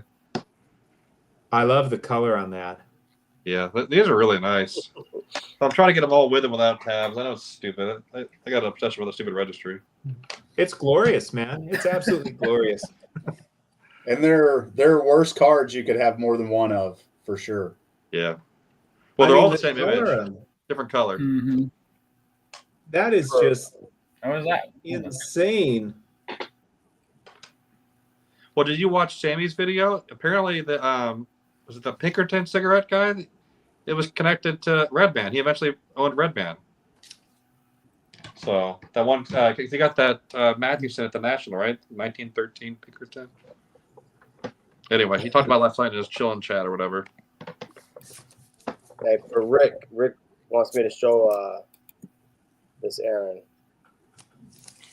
I wish there was an Aaron in Redman. That's a painful omission.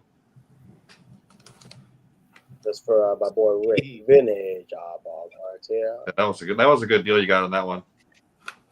Oh yeah. One just got. I'm following the set because I love it. Now I fall in love with sets, and this 2001 Golden Anniversary is sick. Some great cards. I'm looking for the Hilton. I picked up another one last week. I got the Yaz. I got the Yastrzemski. But there's a Ryan. There's all kinds of stuff. But I saw. I almost said raw. I don't like saying raw cards. I saw ungraded copy go for a little over $300. So I was happy to get this one for what I did. He gave me the homeboy discount on that one too. Lou, I know you have the Clemente for this, but I do the same thing. I find this set, and then I got to have it for every one of my guys, right? So here's Aaron, these top bucks. I love those cards. And then now I'm doing Matthews. So there's the Matthews. I just got that one recently. Oh, nice. What year were those again? 62. And then Spawn. A lot of these are really off-centered. By Matthews, I think I got it. Yeah. 8 miscut, just for you. Miscut's worse than OC, right? But yeah, it's okay. Yeah, those were tough, man. And the paper is real thin. Like you can see right through them. But I love those. I think they're neat. Just something different, right? You know, the Redmans, there's only a few. I don't think there's that many players that were in all 4 years of Redman. One of them was Yogi Berra, and I'm looking to get all 4 years. I've got 3 of the 4, the 54, and then here's the 53. Oh, I love that yellow. Oh, that's great. And then the 52 is my favorite. I don't have. Yogis are awesome in the Redman. I don't have the 51 yet. I mean, the 55. I don't have the 55 yet, but I've been waiting a long time to try to get the right copy at the right price, and then I will have completed the Redman Yogis with tabs, which I think is pretty cool. I think Aaron, Value Vintage Cards, did a Redman video this morning. He's doing the same thing. Yeah. Oh, Trying to nice. get the run. And that dude's got an amazing collection too. Yeah, he does. Be right back, guys. 1 second. Maze Redman. I've got I can show you guys the ugliest 33 Gaudy that you have ever seen. I guarantee it. Let me see it. You want to see that? Yeah. Whoa. Did Chris give that to you as payment? No. Wow. I've had this since I was in high school. He found that underneath Chris's lawnmower. That I found it in an abandoned house. Oh wow! And that's Lloyd Wayner. You can't even tell, but there you go. I'm on the PSA set registry for the worst 33 Gaudis. I have half a Rogers Hornsby around here somewhere. Oh, wow. Wow. Yeah, these are roached. What, just kind I'm just curious, what would be like the market value on those? I'm just kind of curious, because I'm sure someone would buy them. Free. Who wants them? You got the hacksaw. Is the hacksaw in that one? I don't take them. Great eye appeal. They definitely tell a story. That's for sure. Mike Petty, he'll be a player. He likes little eye appeal cards. Well, I know. So for Mike Petty, I about $100 a piece. Anybody else, they're free. Mike trips me out every time he shows a dope card. Low eye appeal, but Yeah, it's a banger of a card. well, yeah, It's just a 2. Low eye. he was showing all the cards he had bought this year with Greg, and it's like Mike Petty has bought more value this year than I have in my entire collection. It's just like, that's insane. Make it 200 and it's a deal, Mike says. So I'll overnight them to you, Mike. They're yours. And you can keep the one touches. Just make sure he sends you a folded up check. Right. Hey, it still cashes. Yep.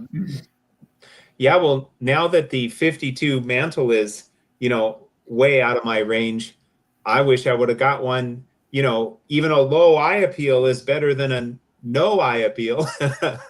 I wish I'd have got one back when, they were still within range. Even if it was miscut, whatever, it would still be one. So Within range is all relative, though, because what's within range to you? Because, like, back in the old Beckett's from back in high school, it was $2,400 or something like that. So, or 24,000 or whatever. So, I think when I first started getting into vintage baseball, you probably could have got a low grade 1 or 2 for maybe 10 grand. And I could have, leveraged. That's a lot of money, more than any of my cards have cost. But I could have, taken some big coins, several big coins out of my coin collection. I could have made it happen. I would have had to have, moved some stuff for sure, quite a bit of stuff. It would have been, there would have been a way to make it happen. Now it's just too far out there. well, yeah, that's the thing. Like, I could afford one if I sold every card and everything in this room. Like, I could buy one. But, like, the mantle sitting there by itself wouldn't look so good in my display case and my empty walls in my card room. Oh, it'd look awesome. Just lit up and everything. Like, oh. Put an angel on each side of it. Heck yeah. So I have a confession, guys. Okay. The wife made me put up one of my Christmas trees. So we have a Christmas tree up. I couldn't argue with her anymore, but yep. That's hilarious. My wife just took our Halloween stuff down today, and you're putting up a Christmas tree. Yeah, Dude, how many Christmas trees do you put up? I got 2 9-footers. I got one in the living room and one in like the family room. Yeah. So I put her just one, and she's like, I can live with just one. I'm like, I can't, because Thanksgiving is my favorite holiday. Thanksgiving by far is my favorite holiday. I mean, how can you not love Thanksgiving? It's football, family, and food. The 3 F's. It's like the best holiday, dude. And it's family and friends. But my wife is steamroll ahead, and I'm trying to get off the naughty list and get on that good list because she's a good gift giver. I just buy her a fancy purse, and I'm done. But yeah, I just like, if that's truly what you want, happy wife, happy life. Lou, the Christmas gifts your wife gives you, I'd be putting that tree up all year long, man. I'd be keeping it up all year round. Maybe take it down just for July or something. That's it. No, just redecorate it per holiday. I actually have a buddy. His wife refuses to take down the tree, and that's what she does. Valentine's, she puts a whole bunch of hearts. I think for Halloween, she had like Christmas. What's the Christmas? Oh, Nightmare Before Christmas. Yeah.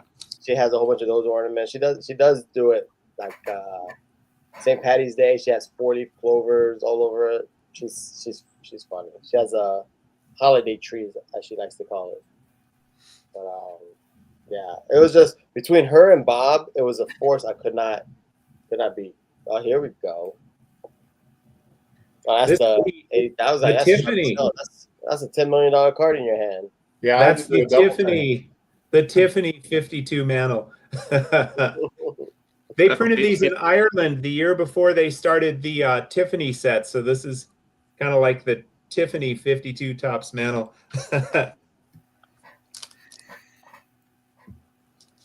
Shame. Oh yeah. I mean, I know.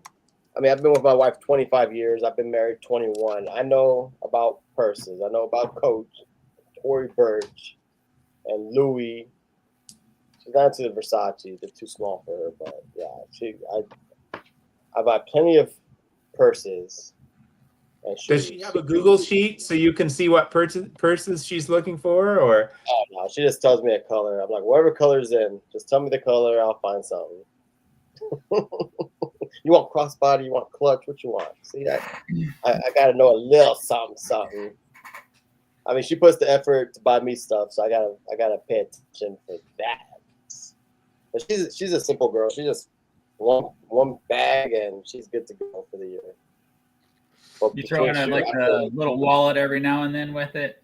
Oh yeah, I'll if heck yeah, like I said, I like the deal. If it's like a 2-for-1 or like it comes with a set, that's the one I'm getting. But I mean, after 20 years of me buying purses, her collection's pretty extensive. So what you're telling us, Lou, is if you sell her purse collection, you can get yourself a 52 mantle. I mean, I guess some of that vintage stuff could be worth some, huh? A vintage purse, like some of these vintage. I seen like a vintage Louis Vuitton. I think it was like some kind of hat box. It was like 5G. So I don't think I could buy 52, but I could get them real nice if I sell her purses. But Don't give them any ideas, Dave. I couldn't do that. Next thing I know, I come up here and this dang thing will be a shisha. Selling wars. Payback. No, you guys are doing it the right way. You're buying each other's stuff. Don't start selling each other's stuff. You know what? It's funny because we were just talking about it prior to COVID, like for birthdays or holidays. I mean, we're adults. We've been together for a while. To buy something, I mean, we share accounts, so it's hard to surprise unless you're paying cash or something. But you still know how much cash you take out.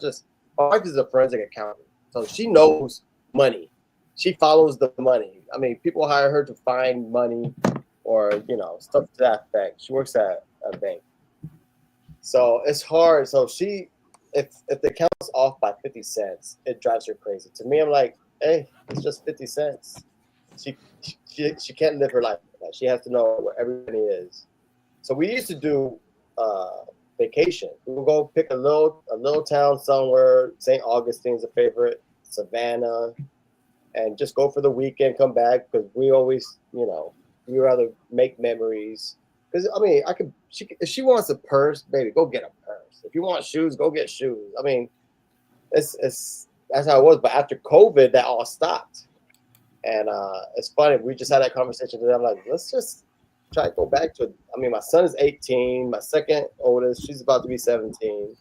And Bob is my baby. She's about to be 10. So, she's pretty much on cruise control if grandma ever comes by to watch her. So I think I'm going to get back to trying to find a little, just do the weekend vacations for birthdays and holidays.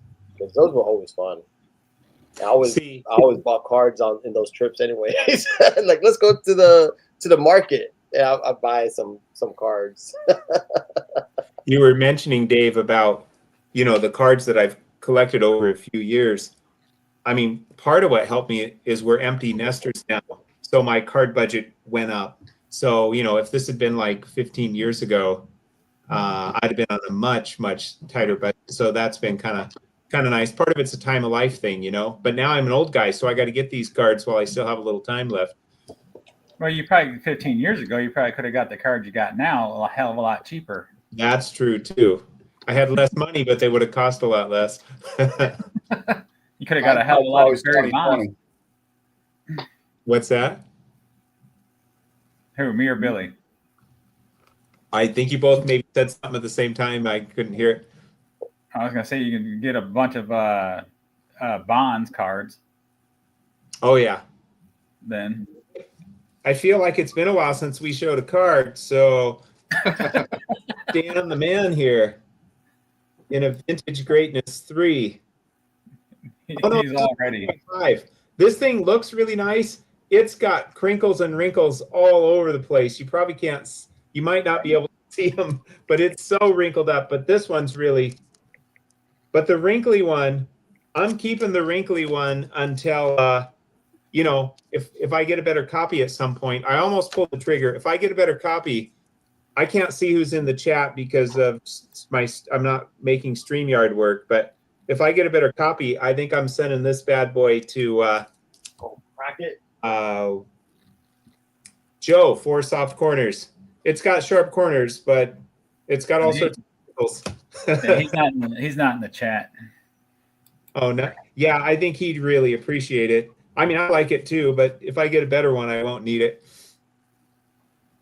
It's rare for me. I try not to get something just to upgrade. I try to, buy it the first time where that's the one I really like, and I'm not going to try to upgrade it or anything. I'll just be happy with it.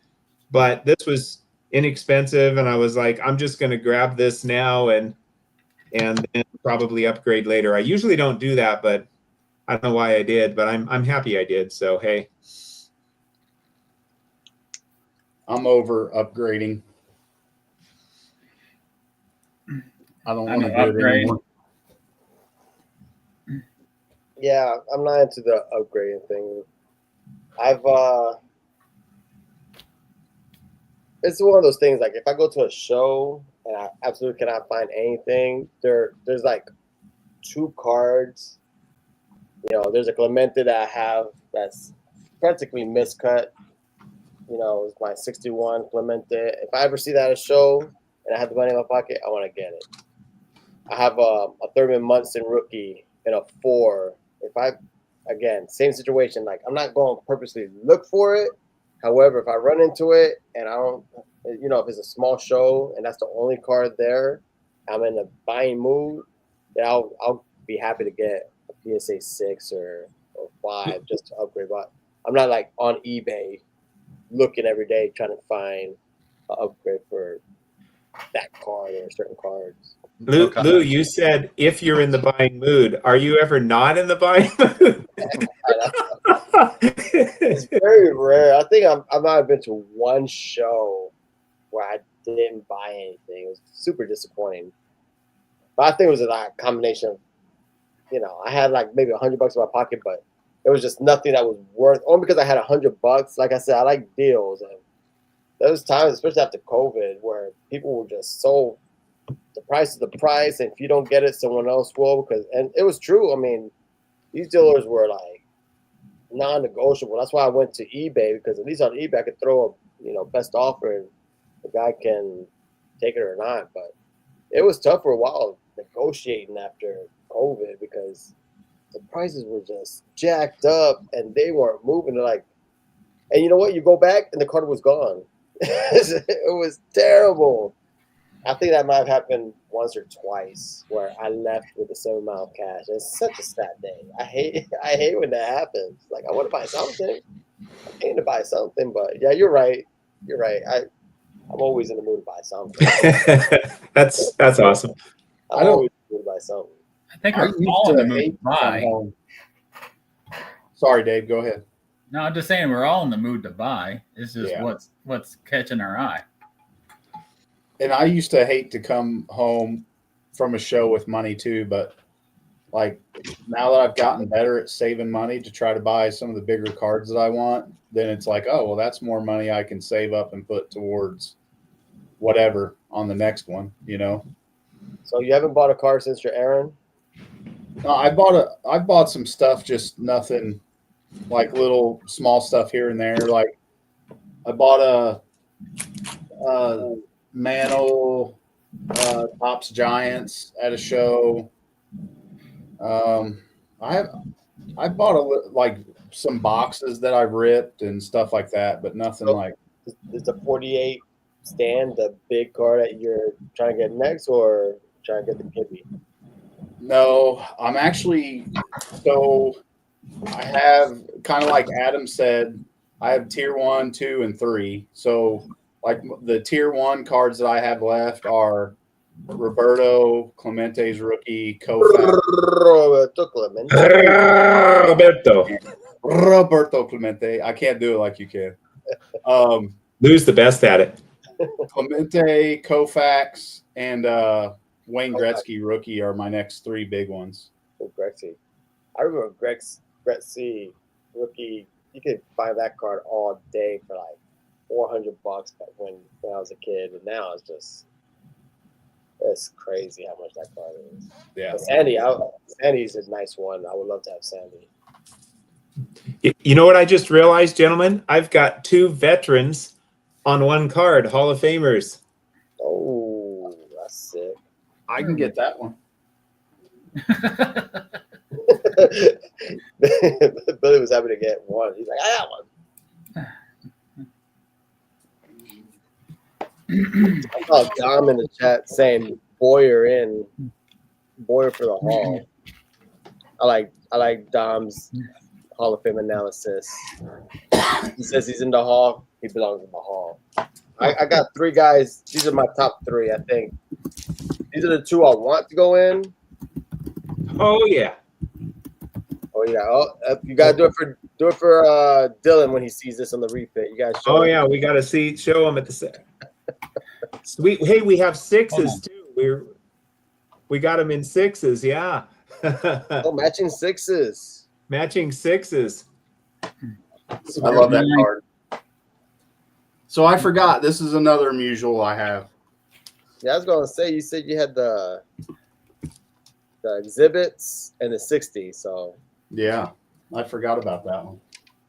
And it sets right behind me in every video. How could I forget about it? oh, there's Dom's. I guess he's got all the 6'4" Giants, including the Ken Boyer. But Dick Allen is a definite. I think no doubt about it. He's getting in. He might be the only one that gets in, but I think there's a sneaky suspicion. It's a strong class. I think 2 are getting in. I think this is gonna be the second guy that gets in, Tommy. But the one I was just looking up their rookie cards. Like Dick Allen's, like he's kind of, his little auto is pricey. expensive too. Yeah. Yeah, Richie, his auto is sneaky expensive too. But I want Cobra to get in. That's my number 2 guy I want. So Dick Allen and the Cobra are my 2, but I think it's going to be Dick Allen and Tommy. I don't know. I just love that image right there of the Cobra. Yeah. I have that one With too, pork maybe. chops. Pork chops on the side. So those are I got the others, but those are the 3 I think are. Billy looks like he's in a card shop looking in cases. What can I buy? You're right, man. $2. I haven't looked at Dick Allen in a while because I've had this card for a lot of years, but I know his auto is sneaky expensive, man. So I don't know. 64 might have a nice little jump in the overall. Can you imagine if they both get in? 64 tops might get a nice little boost. See, if you just had the mantle, Billy, you'd be able to find your card really quick if you just had the 152 mantle. Right. Yeah, I'll go grab it out of my case. They don't have to be in a safe. No, I agree. Yeah. Fireproof safe. Sure. Dom, I think we were off screen. I don't think we were live yet, but yeah, it's 100% who's in the room. We were talking about that with who's going to be on the committee. I think Dick Allen's going to get in no matter what. He doesn't need Philly guys. He doesn't need Schmidt in there preaching and debating for him to get in because, 2 times falling 1 vote short, he's going to get in. People are going to just be like, this guy's been through enough. Let's get him in no matter who's in the committee. But that's a big deal who's going to be in there. I can't wait till they announce who's in there. Let the cronyism begin. Hey, I've got a card I have not shown yet, and it's somebody who was in the military. This is a recent purchase. Check this bad boy out. 62 is awesome. Yeah, I love He's smiling. That is a sweet one. He's working. He's a working man. He's got that using his teeth to help him hit. And people love 62, but got no love for 87. Come on, man. Yeah, I love them both. 62 and 87. I love them both. Top loves to reuse their designs. Well, I like they've never gone back to burlap, but I like that they pay an homage to the is it 03? Like 63? 83 and 03. Then 64, 86, 08 too, right? Circles, yeah. With the picture in picture. I love that. Like every 20 years, I think you're right. Yeah, every 20 years they have. Yeah, 64, 86, 08 are all the same, right? Yep. Similar. That's But why they I'm didn't- at 86. They didn't do. Why didn't they keep doing the inactions? They did 72 and 82, and then no more, right? Yeah, I mean, I don't know. Even so, I don't know if they weren't popular. People didn't appeal to it. Yeah, Some of those photos, I mean, I know they were in action. I don't know. I don't think they had the technology where it's like crisp, like blurry as hell. That's too fast. maybe when they started actually doing more action shots, maybe they're like, oh, we don't need to do those anymore. Yeah, I guess you're right because everything was posed and portraits. The in action kind of went away. That show. Uh-oh, this Mizzou Oklahoma game just got crazy. I'm going to have to watch it on DVR. I don't know. I gotta find it. I gotta find it. It's right. It's on the mantle with the spotlight on it. No. How about the first Topps card from a baseball set? The number 1, 51 Topps number 1, Yogi Berra. Hey, woo boo. I have some cards from that same year.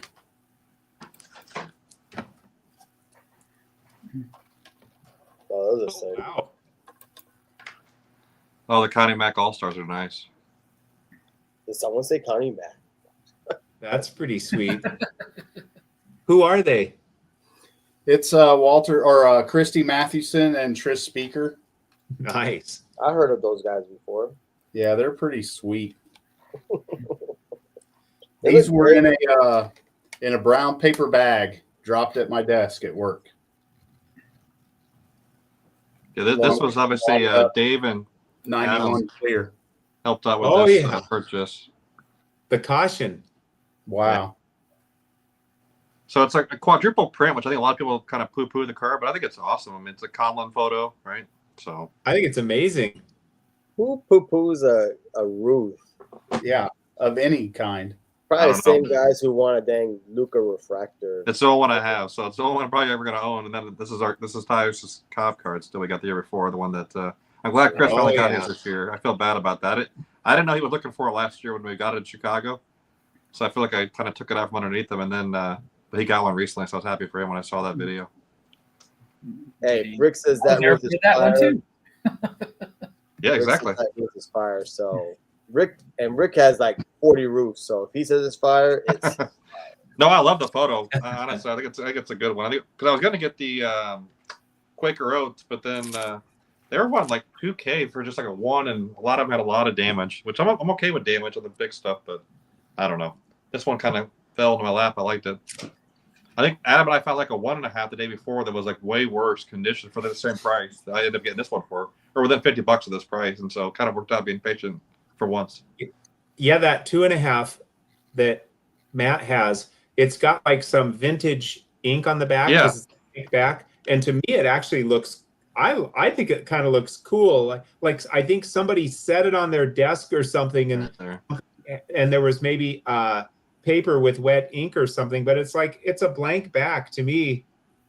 To me, that's just the perfect way to buy a card, where the grade comes down because there's something that doesn't even matter on a blank back. discount, baby. It's a great buy, I think. Shit, Yeah, I was wheeling and dealing for you, Matt, at the National. Oh, I know. I got a bunch of your stuff just back from with those preferred products. Came back. They got grades, or they got they were real, which is the main point, right? So I think they got a 1 or 2, or maybe both of them 1s. I can't remember, but just happy to have them. They're a lot tougher to find than I realized. You got them back now? Yeah, they're back. I got. Let's see them. Yeah. I want to see them in the slab. Let me see. I think everybody else is curious of what I found you at. I haven't done my PS. Walk softly and carry a big slab. I'm good at that too. If I'm not spending my money, I'm good at spending other people's money. I'm happy to find other people's stuff. Like, bro, look what I found for you. All right, let's see. So this one Nice. came back. It wasn't one of the ones, but I got this back. The spick and span. Oh, man. 57. Who needs weights when you've got those slabs to haul around? I'm telling you, I love the oversized. All right, let's see. Should be in the stack. Here I see the Aaron poking through. Look at that slab stack. That's amazing. There's another one just like it, unfortunately. So here's the Aaron that's. Oh, wow. I love this photo. Like, it's obviously got some staining, but that's okay. It looks awesome. That's dope. What did it get? That one got a 1, which is fine. Well, They have their own dresser. Yeah, What year was that one? 57. There's the spawn from that year. Obviously need to get the Matthews. that thing is monstrous. I mean, I it's, know. I love it, but it's huge. And then I don't know if I've shown this or not because I don't know if I did a video since I got it. Did I show the Matthews spick and span? Can't remember if I've done The it. rest of us are just kindergarten collectors. No, I play with toys. I'm like the guy in that movie. But I got that Matthews from the spick and span die cut, so I got all 3 of them. The spawn. I can show the spawn before with the leg kick. Glare's terrible. The classic spawn leg kick. And then Aaron. Wow. We bow to your slab primacy. No. I just like the big slabs. It's terrible. It's a disease. How I got much? The 54 photo pack is pretty nice. This is a nice set. There's a jacket here that's really nice and a mantle from 54. Oh, the wow. photo packs. This was a pretty early Matthews one. I think Craig just showed it on his channel too. He picked one up. So, Matt, I'm really curious. I'm afraid to ask, like, what do they charge for those oversized? I used to be told $80 or $90. It's only, I say only $40, which I don't think is that That's bad. not bad. That's not bad. I mean, that's going to be like $75 worth of plastic. I So was gonna say that those are not good. Those are not environmentally friendly. And I think I have about 30 of those. So They have to have their It's own all good. landfill fill just for the plastic on those. yeah, I don't quite. maybe they made them out of recycled bottles or something. Yeah, I'm gonna tell myself that. Let's go with that. John, the President Mangini be going crazy right now. They got you brainwashed. Only $40. Only you're saying only $40. They got you right where they want you. Well, the bad part is I have a lot of like someone mentioned in the chat, a lot of CSG slabs still. And for crossover, they charge you $40 for just a normal size card. So like I either need to crack them. Yeah, crack it. I might have like a 24-hour marathon. I might crack about 400 slabs out and send them over. But And you got 400 CSGs. I got way too many still. Most of my errand runs in those. So Yeah, I think it'd be worth it. You know, Matt, one of the last videos I did was 5x7 Star Company basketball cards. oh yeah, no, I remember that one. Several new purchases, and I mean, I don't think I can't remember if I linked it to your channel, but at least in the video, I wasn't expecting you to necessarily watch it, but I blamed it on you. The reason I'm getting these oversized cards now. Hope you're okay with that. No, I'll take all the blame in the world, and those Star ones are awesome. I love that big Jordan one you have from like the blue one, his first one. Yeah. That one's sweet. Say Jordan. You got Jordans, Adam? Yeah. I've got some Jordan Star cards, and I've got his 5x7 the Jordan 84 Jordan Court Kings. It's arguably the first licensed Michael Jordan card. Old time Star dealers, many of them say it came before the 84 Star 101. So you could say it's the true Jordan XRC, and it is. I can go grab it if people want to see it. If you want, I'll go. I hated Jordan because I'm a Knicks fan, but once he was out of the game, I like to I'll pick go up grab his it. I think I saw Rick's comment. Yeah, Rick. Unfortunately, I'm doing the registry set, but my area, I think I'm only 12 because like I said, most of my run is not in PSA. So all that's really on there is all the oddball stuff I have, which is only like 40% of the set complete. But overall, I have like almost 80%, just in raw or CSG or other forms. They have to melt down a Honda Civic to get enough plastic to slab them. Yeah, One John would Civic. not like. I mean, I don't really have a whole lot of ungraded cards. One Honda Civic per card. Per slab. I got this a few years ago for $950 when I was selling pandemic cards Points. for crazy profits, which this was an insanely good deal. Yeah, that's it.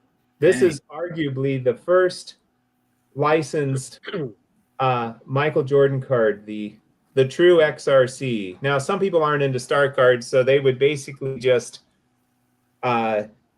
really let me have it and say, Adam, you scum sucking dirtball, you don't have a clue what you're talking about. So it depends on who you talk to, but That's a great Love image.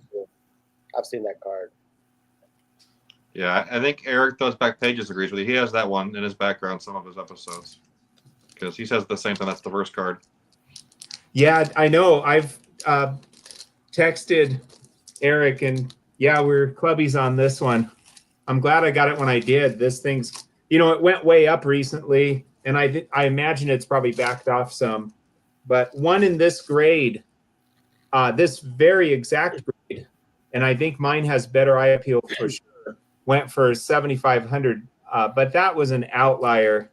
But I think they might be, I don't know, maybe $4 or $5 grand now or something. And so I was glad to get that for $950 when I did, because I don't know that I'd spend that much for it. That'd be a big. But for the $950, I was happy to get it when I did. That's what's that? Oh, the home run derby on the baseball side. Those things are going crazy too. I know. I think Petty's still in here. He got a good deal on the mantle one he bought recently off Probstein, but like he's got the maze now too. But like those things have gone stupid. There was an Aaron this week, like a PSA 3 went for almost 5,000. I was like, oh my gosh. I'm glad I got mine 2 years ago when I bought it, because I wouldn't be able to do it. They're awesome cards, though. Some of these tougher oddball cards, their train has taken off, their boat has sailed, and if you don't have the deep pockets, it's kind of too late for some of them.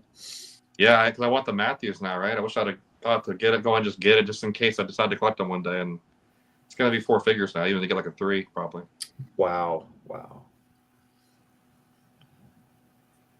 Oh, hey, check this out. Only 60. Oh. This is Johnny Mize. There's only 60 of these. Oh, the This Hope is what one. You got the Hope Diamond, right? Yeah. This is what you call manufactured scarcity. The government plot to milk us out of our hard-earned money. But you know what? I guess they fooled me because I got it. So I should have listened to Dom. Staven Sports told me to buy the Aaron. There was one for like $100, and I didn't do it because it's modern. And now I can't find one. Dom is the one who told me about this, I think. No, Shane told me about the listing, but Dom told me this card existed. Oh, look at those. Wow. Yo, pools. Oh, that's beautiful. So that's the Canary and then the regular one, or The cognac and the diamond. or cognac. I mean cognac. Yeah. Yeah. I have the cognac and the diamond. I just don't have because Aaron has 2 different cards, I think. Just but then there's the Hope for each one too. Probably Hope. Yeah, the Hopes I think are really cool. That was the Hope. Yeah. The only reason I was able to get it though is Johnny Mize. It came up for $75 as a buy it now because he's less expensive, and I snarfed that bad boy up. Oh, that's a good deal.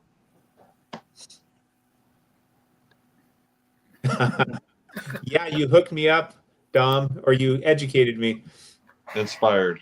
Thank you. Inspired and educated. Don't let his age fool you. Influenced and persuaded. Yeah. Yeah. What did Dom say? Today's prices are tomorrow's bargains, or something like that. I think Dom has Today's high prices or tomorrow's deals. There it is. Hey, Jason, since you're in the chat, you want me to open up your package on here? Yeah, open it up. I was about to show him some of my Jordans. Go show your Jordans while I'm opening this up. Like, open up your cards. It's just, he was like, "You hated Jordan?" Hell yeah, I hated Jordan.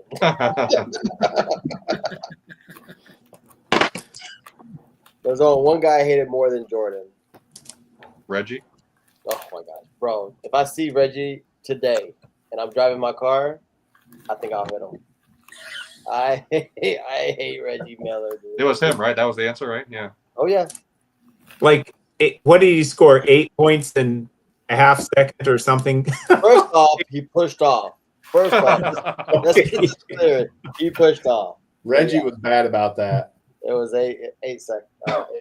Jordan might have pushed off a little bit in his last championship there. No, he did not push. Who was that? What's his name? Russell. It was Russell. Russell. Something Russell. Yeah. Just a little push off. Hiding the ref. He Oh, created Byron separation, Russell. but he didn't push off. I'm a big Right. Jordan fan anyway. Byron Russell. Yeah, you're I think so. Yeah. For the Jazz. Well, I guess. Now I'm on Jordan talk. Dang. Sorry, I'm watching the end of the Mizzou and Oklahoma game. It's insane. You What's need Notre another Dame team. Well, I mean, they're playing Florida State. Florida State's trash. They should take care of them. You show your package? You show your package? Yeah, I'm looking at through That's it what right she said. real quick. After hours now. Dave, we all want to see your package. Surprise. Oh, All hey, innuendo. Here you go. Hey, Ronnie Klein Cool. Carew. He converted. One. Oh, no, that's not one. 2024 tops, I think. Yeah. Boo, Jason, boo. Torkelson. This is like just a rookie card explosion pack. Nice. I mean, Lou's gonna like this next one. Oh, yeah. Jason. The Martian.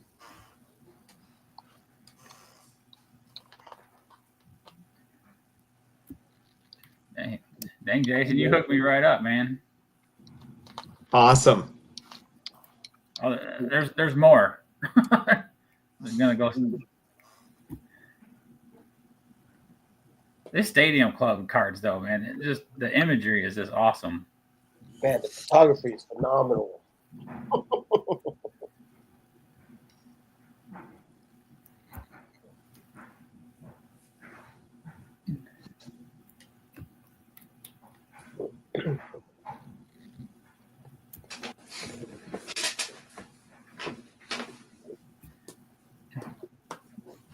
Another Yankee.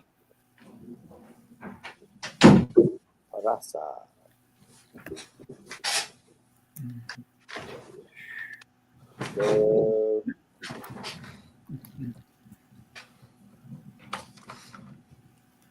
That boy's good. That boy's good. And some Ellie's. Oh, yeah. Sweet. Yeah. Thanks, Jason. Sweet. All right, no, Adam's got more cards to show off. Only a couple more hours worth. I just got Jordans. I got some of my Jordans. Well, let's see them, Lou. I mean, I got a whole bunch of Jordans, but these are some of my favorites. All right. Let me get me off screen here. I don't have a lot of Jordan. My Natural Born Thriller. Nice. It's a sneaky big card. I actually got this in high school. Ripped out of a Walmart pack. They were Is like, is that in one of the EX sets? no, speaking of, here's the EX set right here. Oh, nice. You can see me. X-ray vision. But yeah, it's a beautiful card with a shine, baby. But The EX is so nice. yeah, this Natural Born Thriller Skybox. It's like it's layered, so the Jordan is actually almost like a 3D. It's pretty dope. Looks sweet. I mean, just cards for the '90s. Just they don't. Oh, yeah. Hey. N-tense. Yeah. And I love this card because he's wearing the 45. Yeah, Oh, he didn't yeah. have too many with 45 on. Do you have the Dunkin' Donut one, or isn't there No, Dunkin'? but that's one I would love to pick up. And then this one's a game breaker. I hit this one in college. It's actually see through the crack. You can see through it. This is a tough insert to get as well. That's super cool. Yeah, you can Best see friends. Jordan and Scotty. They're best friends. Oh, that's cool. Mac. Nah, Do no, those fit in the Mac Pros that you guys use, or do they fit in those, or like the? the Mac Pros do fit, yeah. And then I got I would love to get the refractor. My card shop had the refractor, but it was just still too stupid expensive. So it's just the plain Topps Finest. But Yeah, I tried to talk Nice. to Ty about getting some Jordans, but he likes Kobe. So Kobe's a great one to have too, and he's slightly cheaper than Jordan. But yeah, Kobe, I got Kobe's too. Do you have the Stardate 2000 Kobe? I think that looks really cool. His no, Stardate he just 2000 rookie. we're still doing the rookie cards right now. He just got the EX this weekend. I bought it for with the Oh, card. nice. Yeah, I got the EX. No, Stardate, like some of those inserts, man. They don't. Some people just don't realize the hit rate. I'll show Ty's cards for him. It's fine. Oh, that's a beauty. He's not as bad as me about being addicted. He doesn't really like to put him in a PSA holder, honestly, but it's a 7. But he doesn't worry about the grade. Those are tough on grade. Those are tough to grade. But yeah, he likes the fact that it's like acetate. He just likes that. So that's one he picked out this week. Yeah, Kobe's great. Have him check out the Stardate 2000. That is such a cool looking Kobe rookie, I think. The thing that sucks about that era is there are so many awesome cards and so many inserts that, like, unless you're like high pop professor Brian and really do research and know like what's what, like so many awesome cards just get lost in the shuffle because they had so many inserts, you know? Yeah, I mean, unless you take someone like Sticks and Seams, because you got to take guys who are from that era. Like he's a Griffey guy, so him and Nate have so much knowledge. You know, Topps 85 401 because he's a Bonds guy.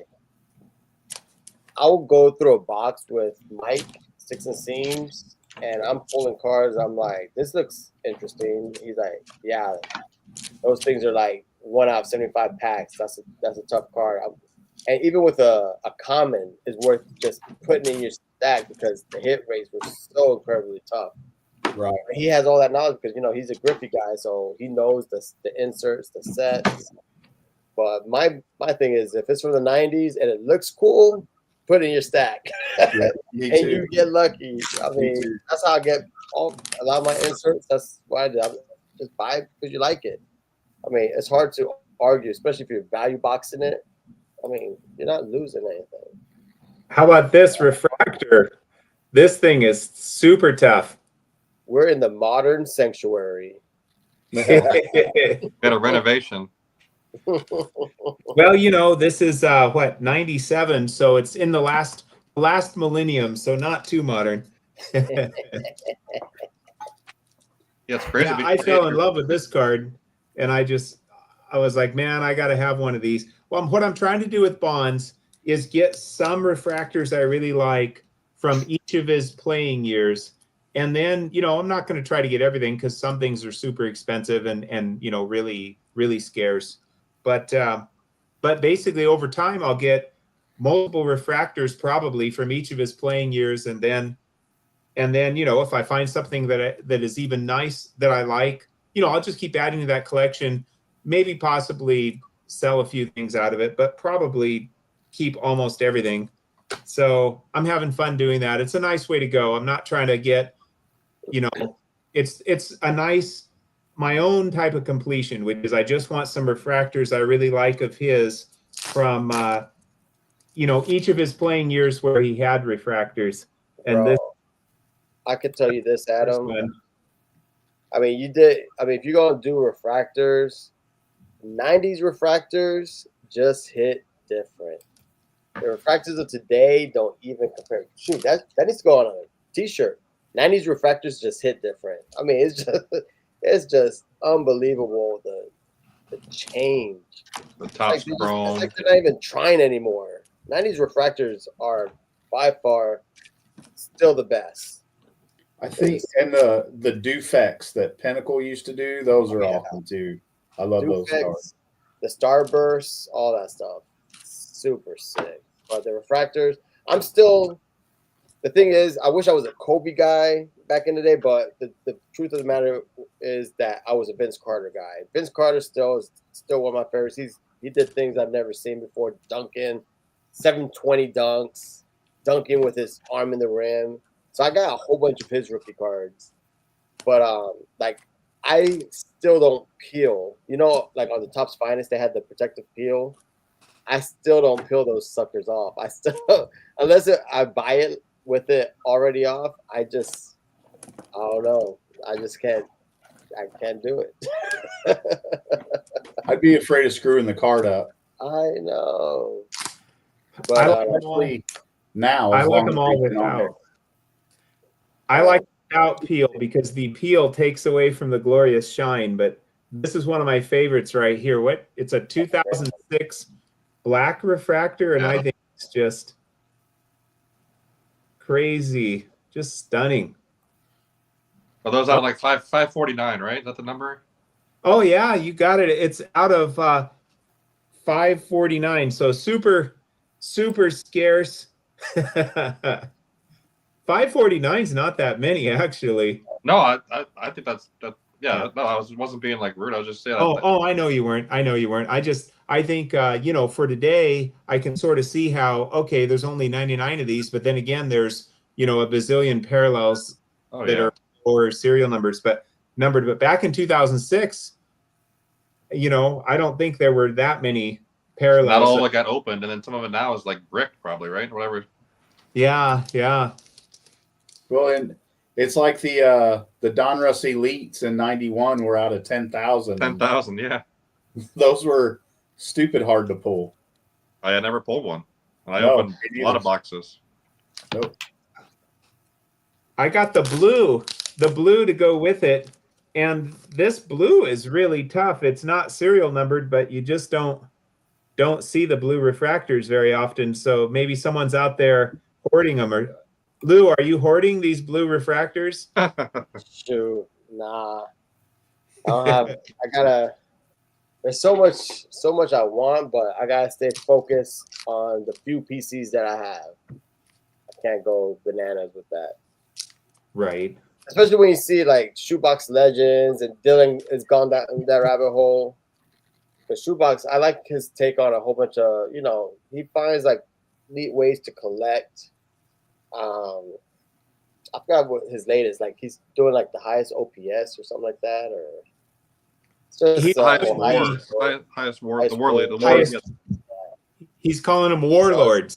Warlord, that's what it is. Yeah, that's it. Yeah, the warlords. Yeah, so it's pretty dope, but I love that he's going after the home run champ. But yeah, so he's got a whole bunch of cool like Aaron Judges I like, and Dylan's going down that rabbit hole. So it's enjoyable, but I'm still a simple guy.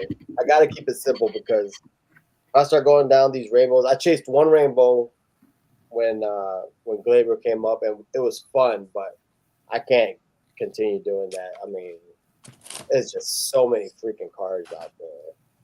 Like the Glaber rainbow I chased was 20 plus cards. It's the same card. It's just different color borders. I mean, that's essentially all it is. Mm-hmm. So I'm still an old school cat. I like the base, the refractor, the chrome, and the gold if I can get it. And I stop at that. I can't go down those rabbit holes of chasing, buybacks and refractors, numbered of, getting the gold refractors. I can't. It's just too much, man. The modern game has changed. Stick to the foundation of the hobby. Base rookie cards, the refractor, the gold parallel, and I think you'd be much happier. a lot more sane, in my opinion.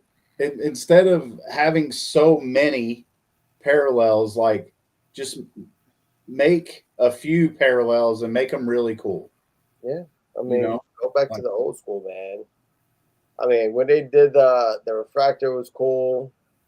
The dang gold parallel. I remember when they did that. I was like, man, this is awesome, man. That's still gold parallel.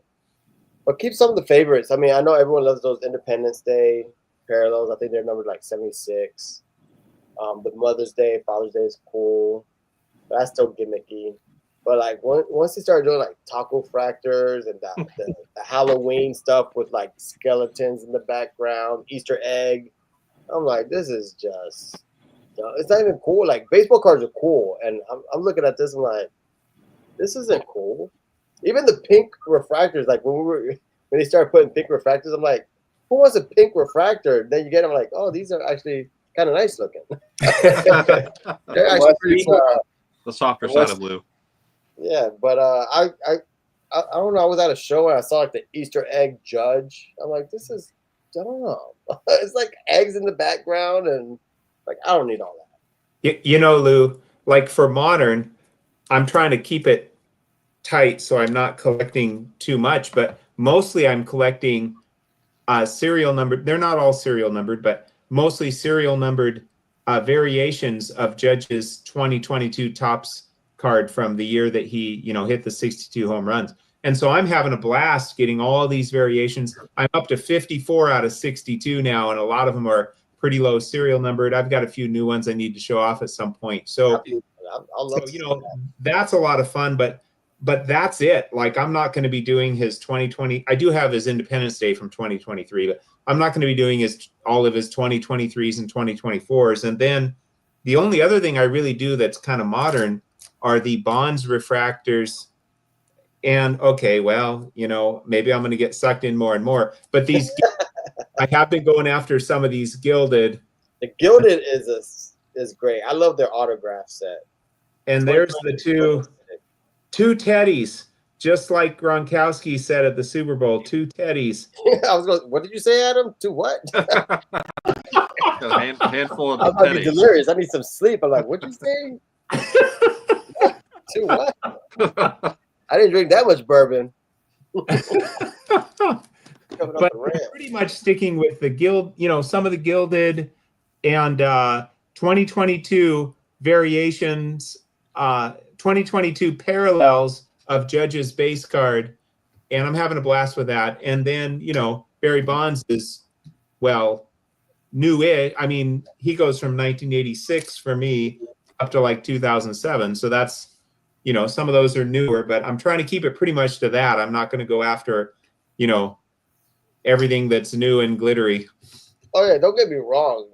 To pick a year, pick a set is awesome to chase the rainbow. I had a blast chasing my Glaber rainbow. It was so much fun.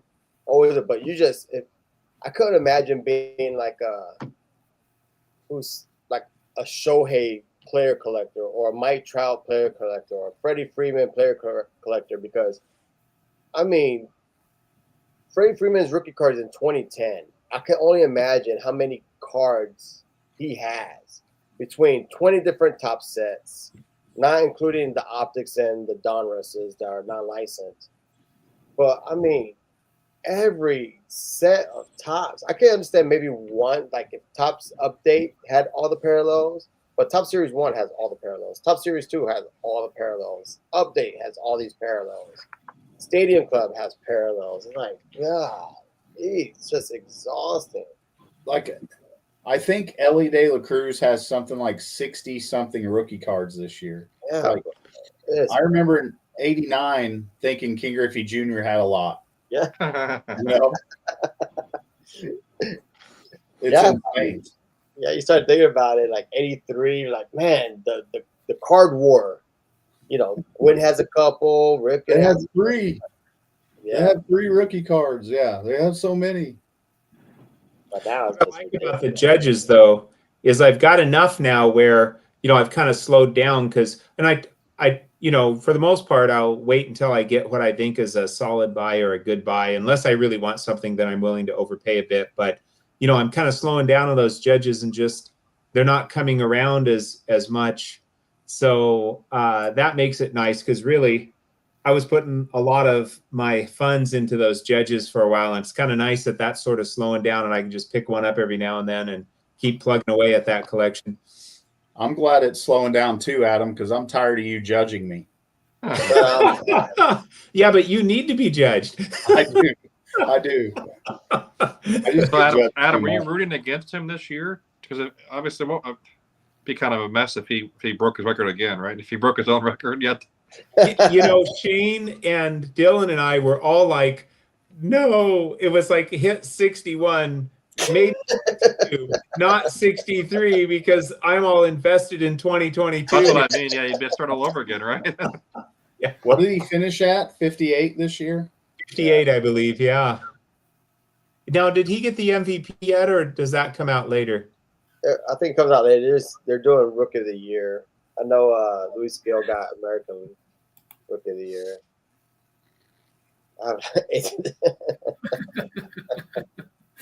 I remember, I mean, he's a scumbag anyways, but I remember the week prior to all that news coming out, someone at a card at the local card show hit a booklet of Wander Franco, and someone offered him like somewhere over a G, maybe $1,200, and he's like, "No, man, I'm going to take him to grading, this and the other," and I still remember like how happy he was. I always wish I was there when he was looking at the news, seeing all the Wander Franco deactivated, kicked off the team. Because now the book is worthless. It is worthless. But yeah, someone offered him. He hit it. Someone offered him $1,200 cash right then and there. He's like, "No, I'm gonna hold off, send it to grading." Because he's like, if I get it graded, I could probably get $3,500. Because it was like a booklet, nice fat silver ink auto with some kind of logo patch in there. Beautiful card.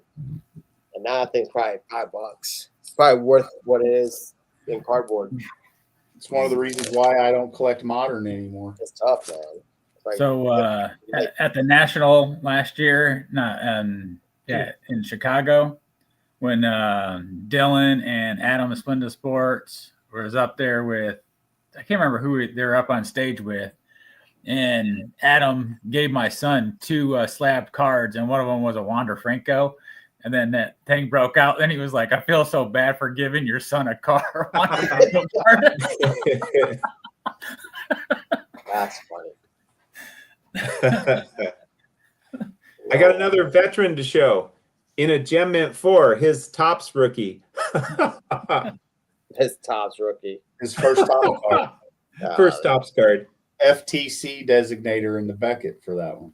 I mean, this thing it's off center to the top, which you can't hardly notice. Other than that, it's like Gem Mint 4 is what it is.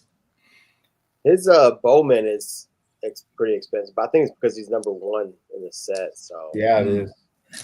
And Duke Snyder, Chris and I were talking about that today. For as cheap as Duke Snyder's cards are, like his rookie card is not cheap. No, his 49 Bowman. I think it's a high number. That's why I think it's tough to get.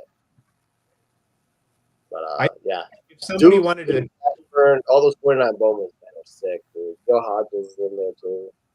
if somebody wanted to collect Duke Snyder, I mean, what's so cool about it is you can get cards like the Hires root beer and stuff where, you know, the more like the Mantle, the Maze, and others are just like super expensive, but Duke Snyder is still somewhat available and affordable. What a guy to collect. And Dave and I were talking about this on the phone some time ago, and Dave looked it up. He's got more home runs in the 50s, Duke Snyder, than anybody else. Like, he pretty much dominated, you know, the 50s in many respects offensively. And, you know, his World Series play was just insane. That dude, that's a nice, I think somebody, you know, could form a nice collection and get some pretty scarce cards too, or at least, you know, whatever the right term is, and not have to pay crazy money for them. He's got a Don't home run derby influence too. people. Stop influencing people there, Adam.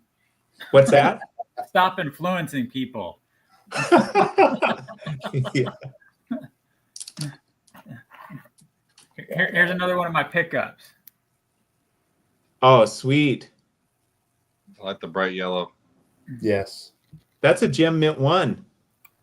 Yeah. I don't know. Adam has better eyes. I couldn't see that. I look at my TV screen. That's beautiful. Man, all I can think about is getting a 51 Bowman Whitey Ford now. You'll get it. Whitey Ford's another one. Like, he used to be as expensive as Koufax, and now Whitey Ford is so cheap, it's ridiculous. Not his rookie, bro. Well, no, not his rookie, but like the rest of their cards, Oh, like yeah. Whitey Ford and Koufax were like the same price, you know?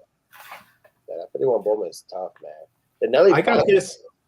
I got this for $100 a couple years ago, which I thought was a steal, and it was from a major dealer. He just had a buy it now, new buy it now, and I scarfed it up for $100.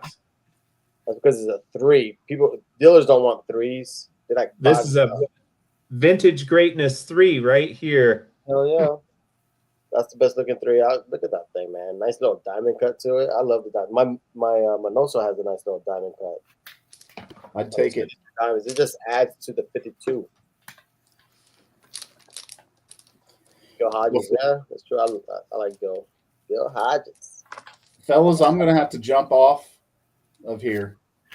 Well, fine.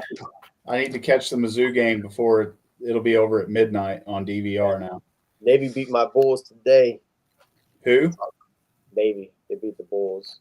I'm a USF Bulls alum. They were playing Navy today, and Navy stomped them. Navy's pretty good this year. Yeah, but not better than Army. Army's still undefeated, baby. That's going to be a great game for Thanksgiving. Well, I hope it's not. I hope Army wins by about 30 points. I know we got a couple Navy guys on here. Maybe we should just jumped on. Where? I saw him in the chat. Maybe we should do a live stream during the Army-Navy game. Yeah, I'm done. This guy was in the Navy. Oh, This dude was in the Navy. I love that. Adam always loves to show cards. And my favorite military player, Garrett, is Yogi Berra and Ted Williams. Army can suck it. Not this year, baby. All right. So Garrett had a good question here. That's a change of pace.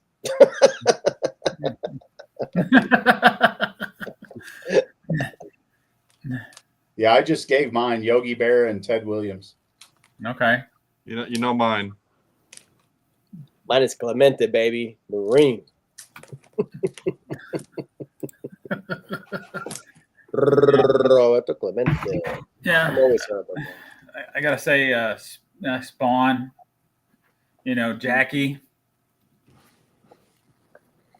So you can pretty much name anyone from the Golden Age. Yeah. And you Ted. couldn't go wrong with any of them. People always argue about like Carlos Delgado because he's short from 500. Like Prime Dog finished his career at 492. Get attributed to the strike, but I'm like, how many seasons did Stan lose to service? 3, 4. Stan lost like 3 years to military service. Like a lot of these guys lost years due to service, and some of them lost. I think it was Ted Williams lost almost 5 years, which is crazy. Yeah, man, it was bananas. I mean, can you imagine the numbers they would have put up if they just continued to play? 1,000 home runs. Like I don't put too much into the strike year cost Fred Griff 500 and Carlos Delgado because they would have gotten those. And yeah, it's true. But I mean, how about Teddy Ballgame and Stan the Man? These guys lost years to service and they were out there fighting. How about Ted Williams? He doesn't eject because he knows that it could mess up his body for baseball. So he brings a plane on fire and lands it. That's a badass dude. Yeah. Flying fighter jets in World War II. Like, it doesn't get much more bad. I mean, and Yogi being part of D-Day, like, it doesn't get much more badass than that. I'd say Yogi. It's hard for me to just say one or two. I'd say Yogi for my favorite veteran players, Yogi Berra, Ted Williams, Stan Musial, and Johnny Mize. I'm going with 4. But Yogi's just could be your favorite anything. Like True. Person interviewed, favorite personality, best nickname. It could be whatever, man. Yogi's. I didn't know Stan lost time. Stan didn't lose time? I thought he lost like 2-3 years, man. No, yeah, he lost a year, 45. Yeah. According to Baseball Reference, he lost a year. Yeah, I didn't even realize he lost a year. See, Dom always got the knowledge. Teddy Ballgame. Well, we talked about that earlier. An American hero, only Hall of Famer to serve in 2 wars. Yeah. I should have brought my Jerry Coleman. He saw combat in a couple of wars, but I've got it in another case. But here's Ted Solos. So these are all military themed Ted. Back to the Marines, 1952. Let's see. Ready for Combat, 1952. Yeah, the eye test one. Sharps. There we go. I love that 19, one. 1940. Eye test. This was a gift from my friend DK, Doug, DK's Cardboard. And just to clarify, you did say Gary Coleman, because I have a few Gary Coleman cards. Oh, Jerry. Yeah. Sorry, is it? No, Jerry? I'm messing with you. Oh, gotcha. Different strokes, Gary What you talking Coleman. about, Willis? Yeah, I'd have to pull him out of another case, but Jerry Coleman. I think he was the only player that saw combat in 2 different conflicts. Because Ted Williams, once he saw combat, I think in Korea he saw combat, but in World War II he was a flight instructor, I believe. Still service. Yeah, I'm not sure. I know he was in World War I and II, or World War II in Korea. Ted Williams.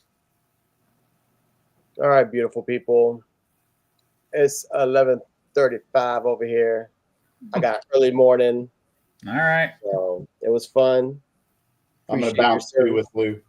Thank you for your service. You Yeah, too. thanks, guys. Thanks for coming on. Yeah. It's always fun. Next time I'll bring more cards. It's just I organized my room. It's okay. You know, Adam I covered still down show for fire you. though. I still show fire. What are you You talking did about? show fire. Showing scrub cards compared to Adam. No, no. You've got big cards. You just didn't choose to bring out the big guns, but you got lots of big guns. That Campy rookie in a gem mint something. Yeah. I like it. It's it's all right gorgeous. for me. But I appreciate it. It was fun. And until next time. Thanks, fellas. Appreciate you. Yeah. He's like, I don't know how to get out That's how of here. stupid I am. I'm like, removed from stage. Where is it? I thought Lou was frozen. I didn't know. I removed you from stage. There you go. You can figure it out.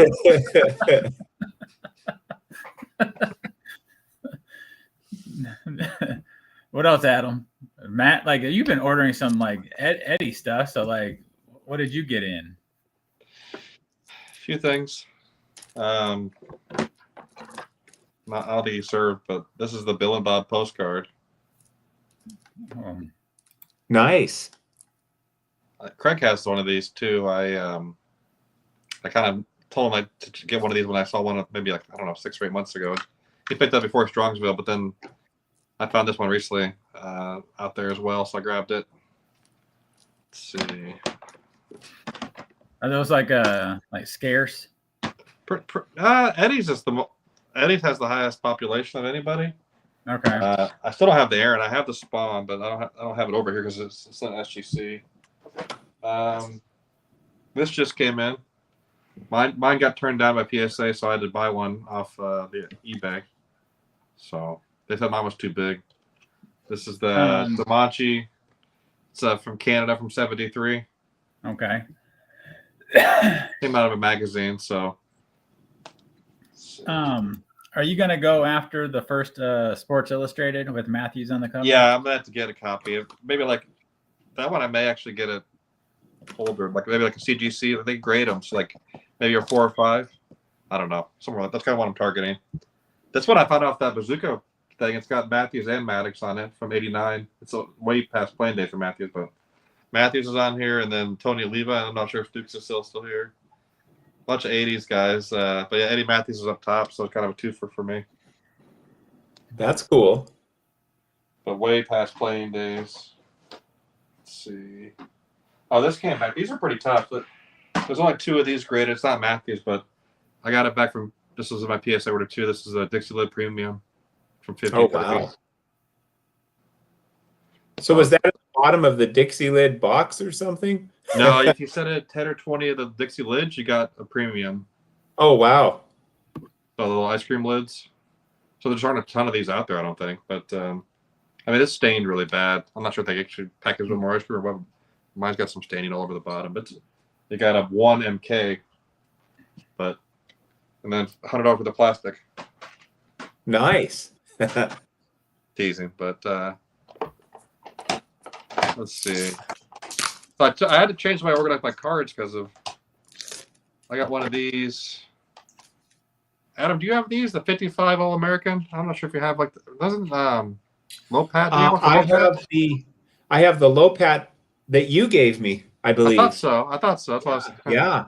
There's the Matthews, and I had the Spawn. I like those. I wish there was an Aaron. It's 55, but I guess he wasn't popular enough yet, right? He kind of got his job at 54 after breaking legs. That set's complete for me. There's like 2 in there for my guys. And then I finished the golden stamps. I had the Aaron, and then I got the Matthews, and then the Spawn. Nice. Of course, I already had the more oversized, right? But I already had the actual magazine, like the complete pages from that golden stamps. Oops. For the Braves. So I'm done with golden stamps now, and then see if there's anything else for Matthews. So I've been a few weeks. Maybe not much else over here. I don't know. There's some here somewhere. I got to get. Yeah, Matthews is pretty recent, so still got work to do. That's it. There's a bunch more other cards in the thing. I don't have them handy here. Here's some cards that Matt gave me. This beauty, this investment Lopat in an 8. See, I tell you, some of these guys are fun to buy high grade, and they look nice, right? Oh yeah, I haven't even checked the value because these things are probably going up by the minute. These 8s. I don't know about that, but I do. And like then that. He gave me this as well, which it's got some of the best. This is vintage sanctuary pickiness here because it's a Gem Mint 4 with some of the best color and registration that I've seen. Yeah.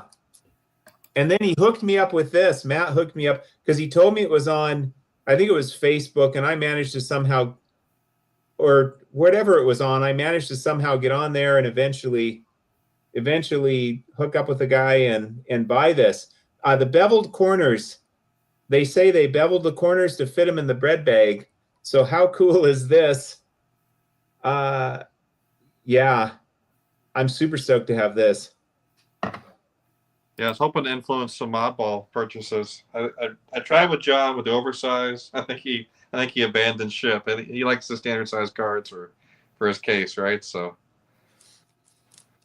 Well, you influenced me. Like I say in my last video, I gave you the shout out for oversized for all the way for your oversized influence.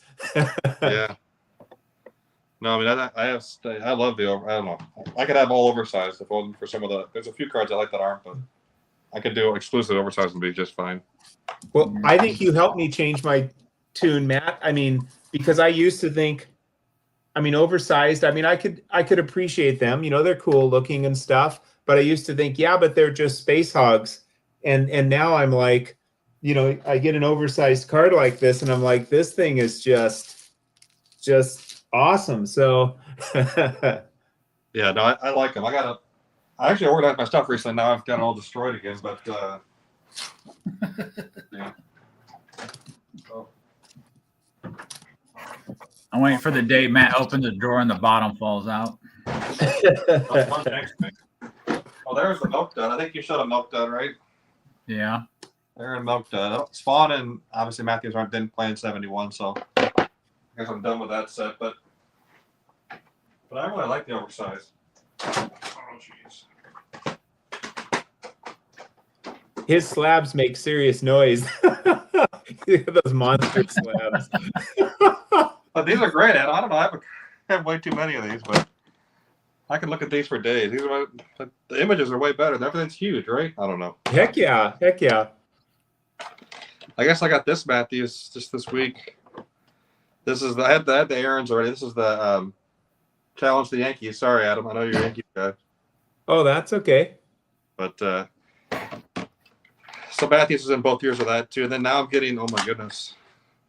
I was teasing because like these, I know Dave got me one of these, but like these things, there's like 17 different errands for like 2 different poses. So I've got 5 of them now. It's Wow.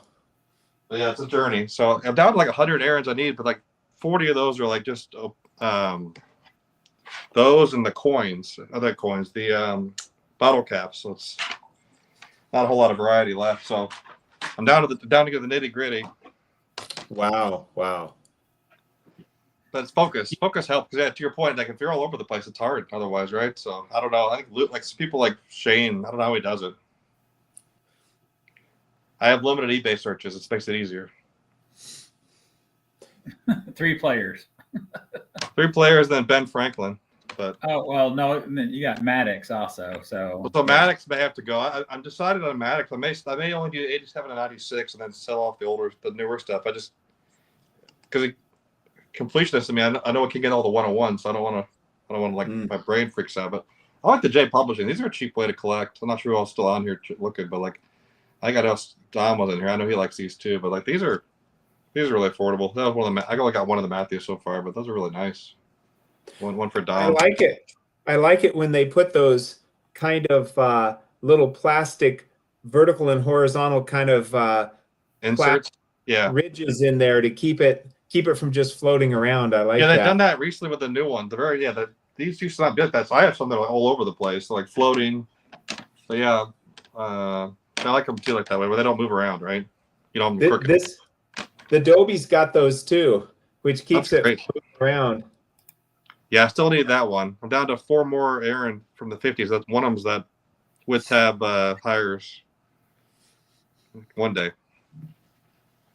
well, Yeah, you got a good deal on that one. Oh, for sure. Because I was the underbidder. On one of these like maybe a year or more ago, and I think the amount that I bid was like maybe 2.5 times what I got this for. It was just crazy. I don't remember what the grade was, but I don't think it was any higher than this one. So yeah, you got a really good deal. The Aaron and Mays seem to have taken off. I feel like they left the station on me. Like I think they're both well over 2K for anything above like a 4 or 5. So they've kind of moved away where I'm like, oh, I'm just gonna try to get one. I don't care what the grade it is anymore. I just want to have it. Eventually. And I want to make sure the tab's really secure. Some of them are kind of like where it's almost falling off in the holder. So sometimes I think too, for the scarcer cards, that you've got people just holding out for some crazy price, like maybe the card's valued at, I don't know, pick a number, a couple grand or something, but they just have it at like twice that, and they're just like, well, if somebody will buy it for this price, I'll sell it. Well, that's how the what is it, the Sports Exchange for Spawn.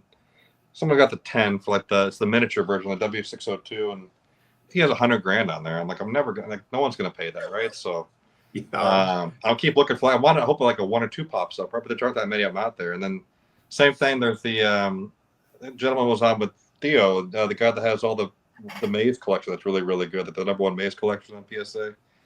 I think his name Nicolo, could be mispronounced. Oh yeah. He's got the Wheaties. I have the Wheaties for Aaron, like the complete sheet, like 9 of the stamps or whatever. But like he has the Spawn, like the nicest Spawn, and it's like a grade 4, which is I don't really care what the grade is honestly on those either because they're rare. But at least the complete sheets are tough to find. But he wants like $3 grand, and I'm just like, I paid like I offered him way more than I probably should have, but like it's more than I paid for my Aaron. I'm not going to pay more for Spawn than Aaron. I just can't do it. So yeah, I got instant decline. So he didn't even see my offer, but I was like, I put $600 in, and he just probably left. I'm sure he put at least $1 grand on there, right? Which, look, it's his card. You can sell it or not. That's up to him. But right. Yeah, some of those oddball ones, it's hard to put a price when you can't replace it. I think that's kind of Howard's MO, right? Like, if it's hard to replace, you sell it for what you want to sell it for, right?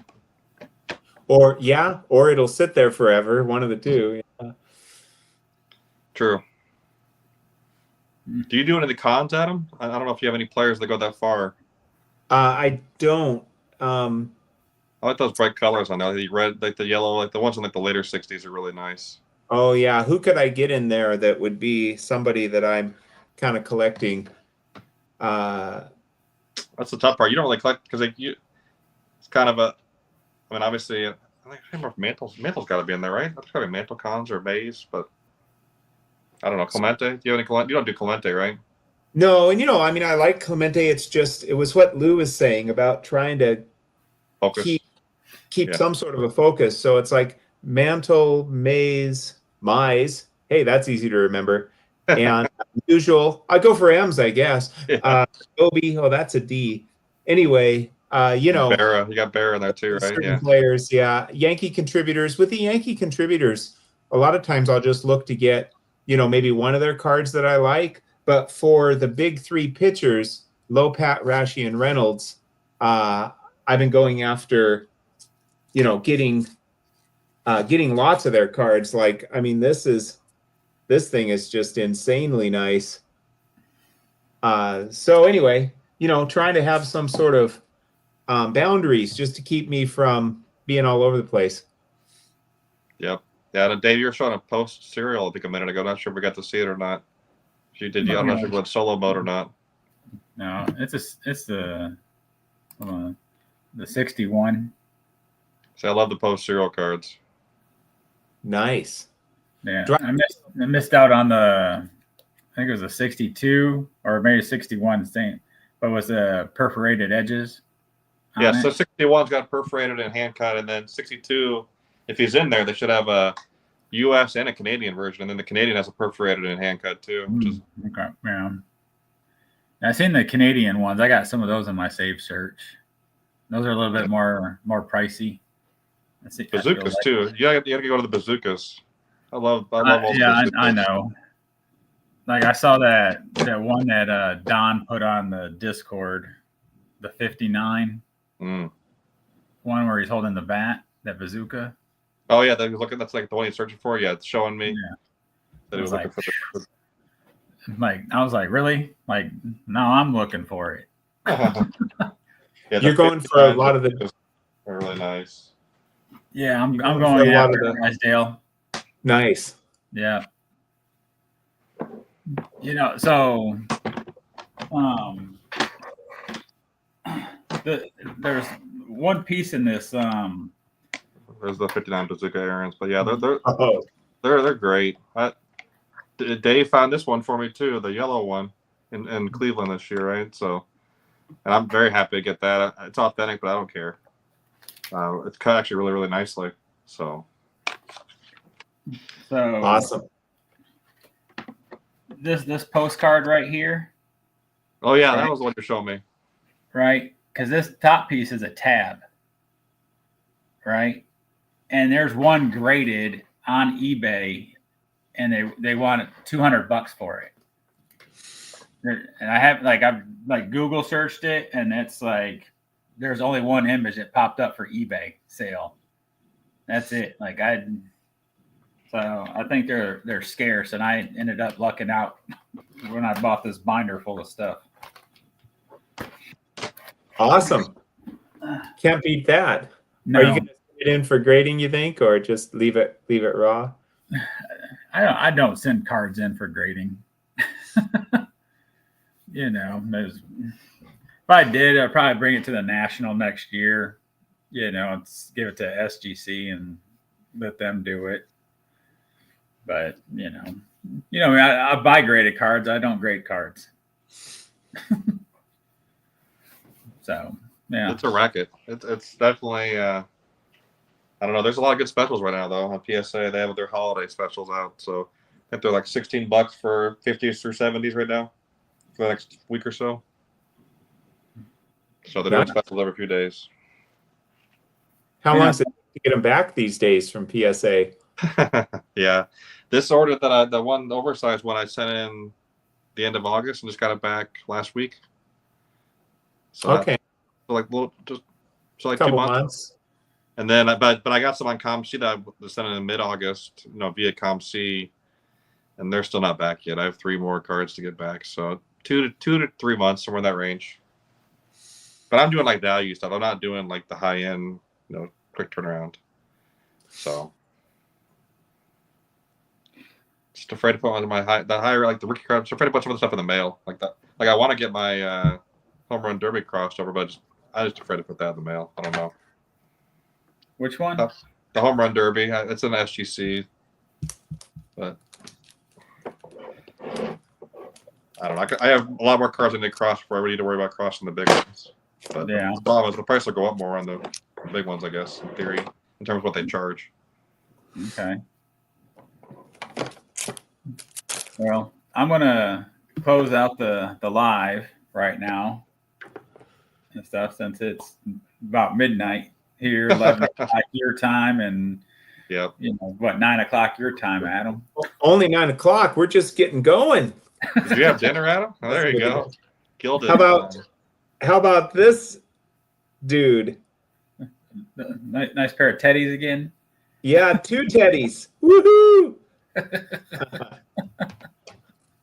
But yeah, I appreciate everybody that came in and stuff. I appreciate you guys showing up, doing this again with me. Yeah, thanks for having us. Yeah. So until next Dave. time, I'll see you all at the next game. Bye, guys.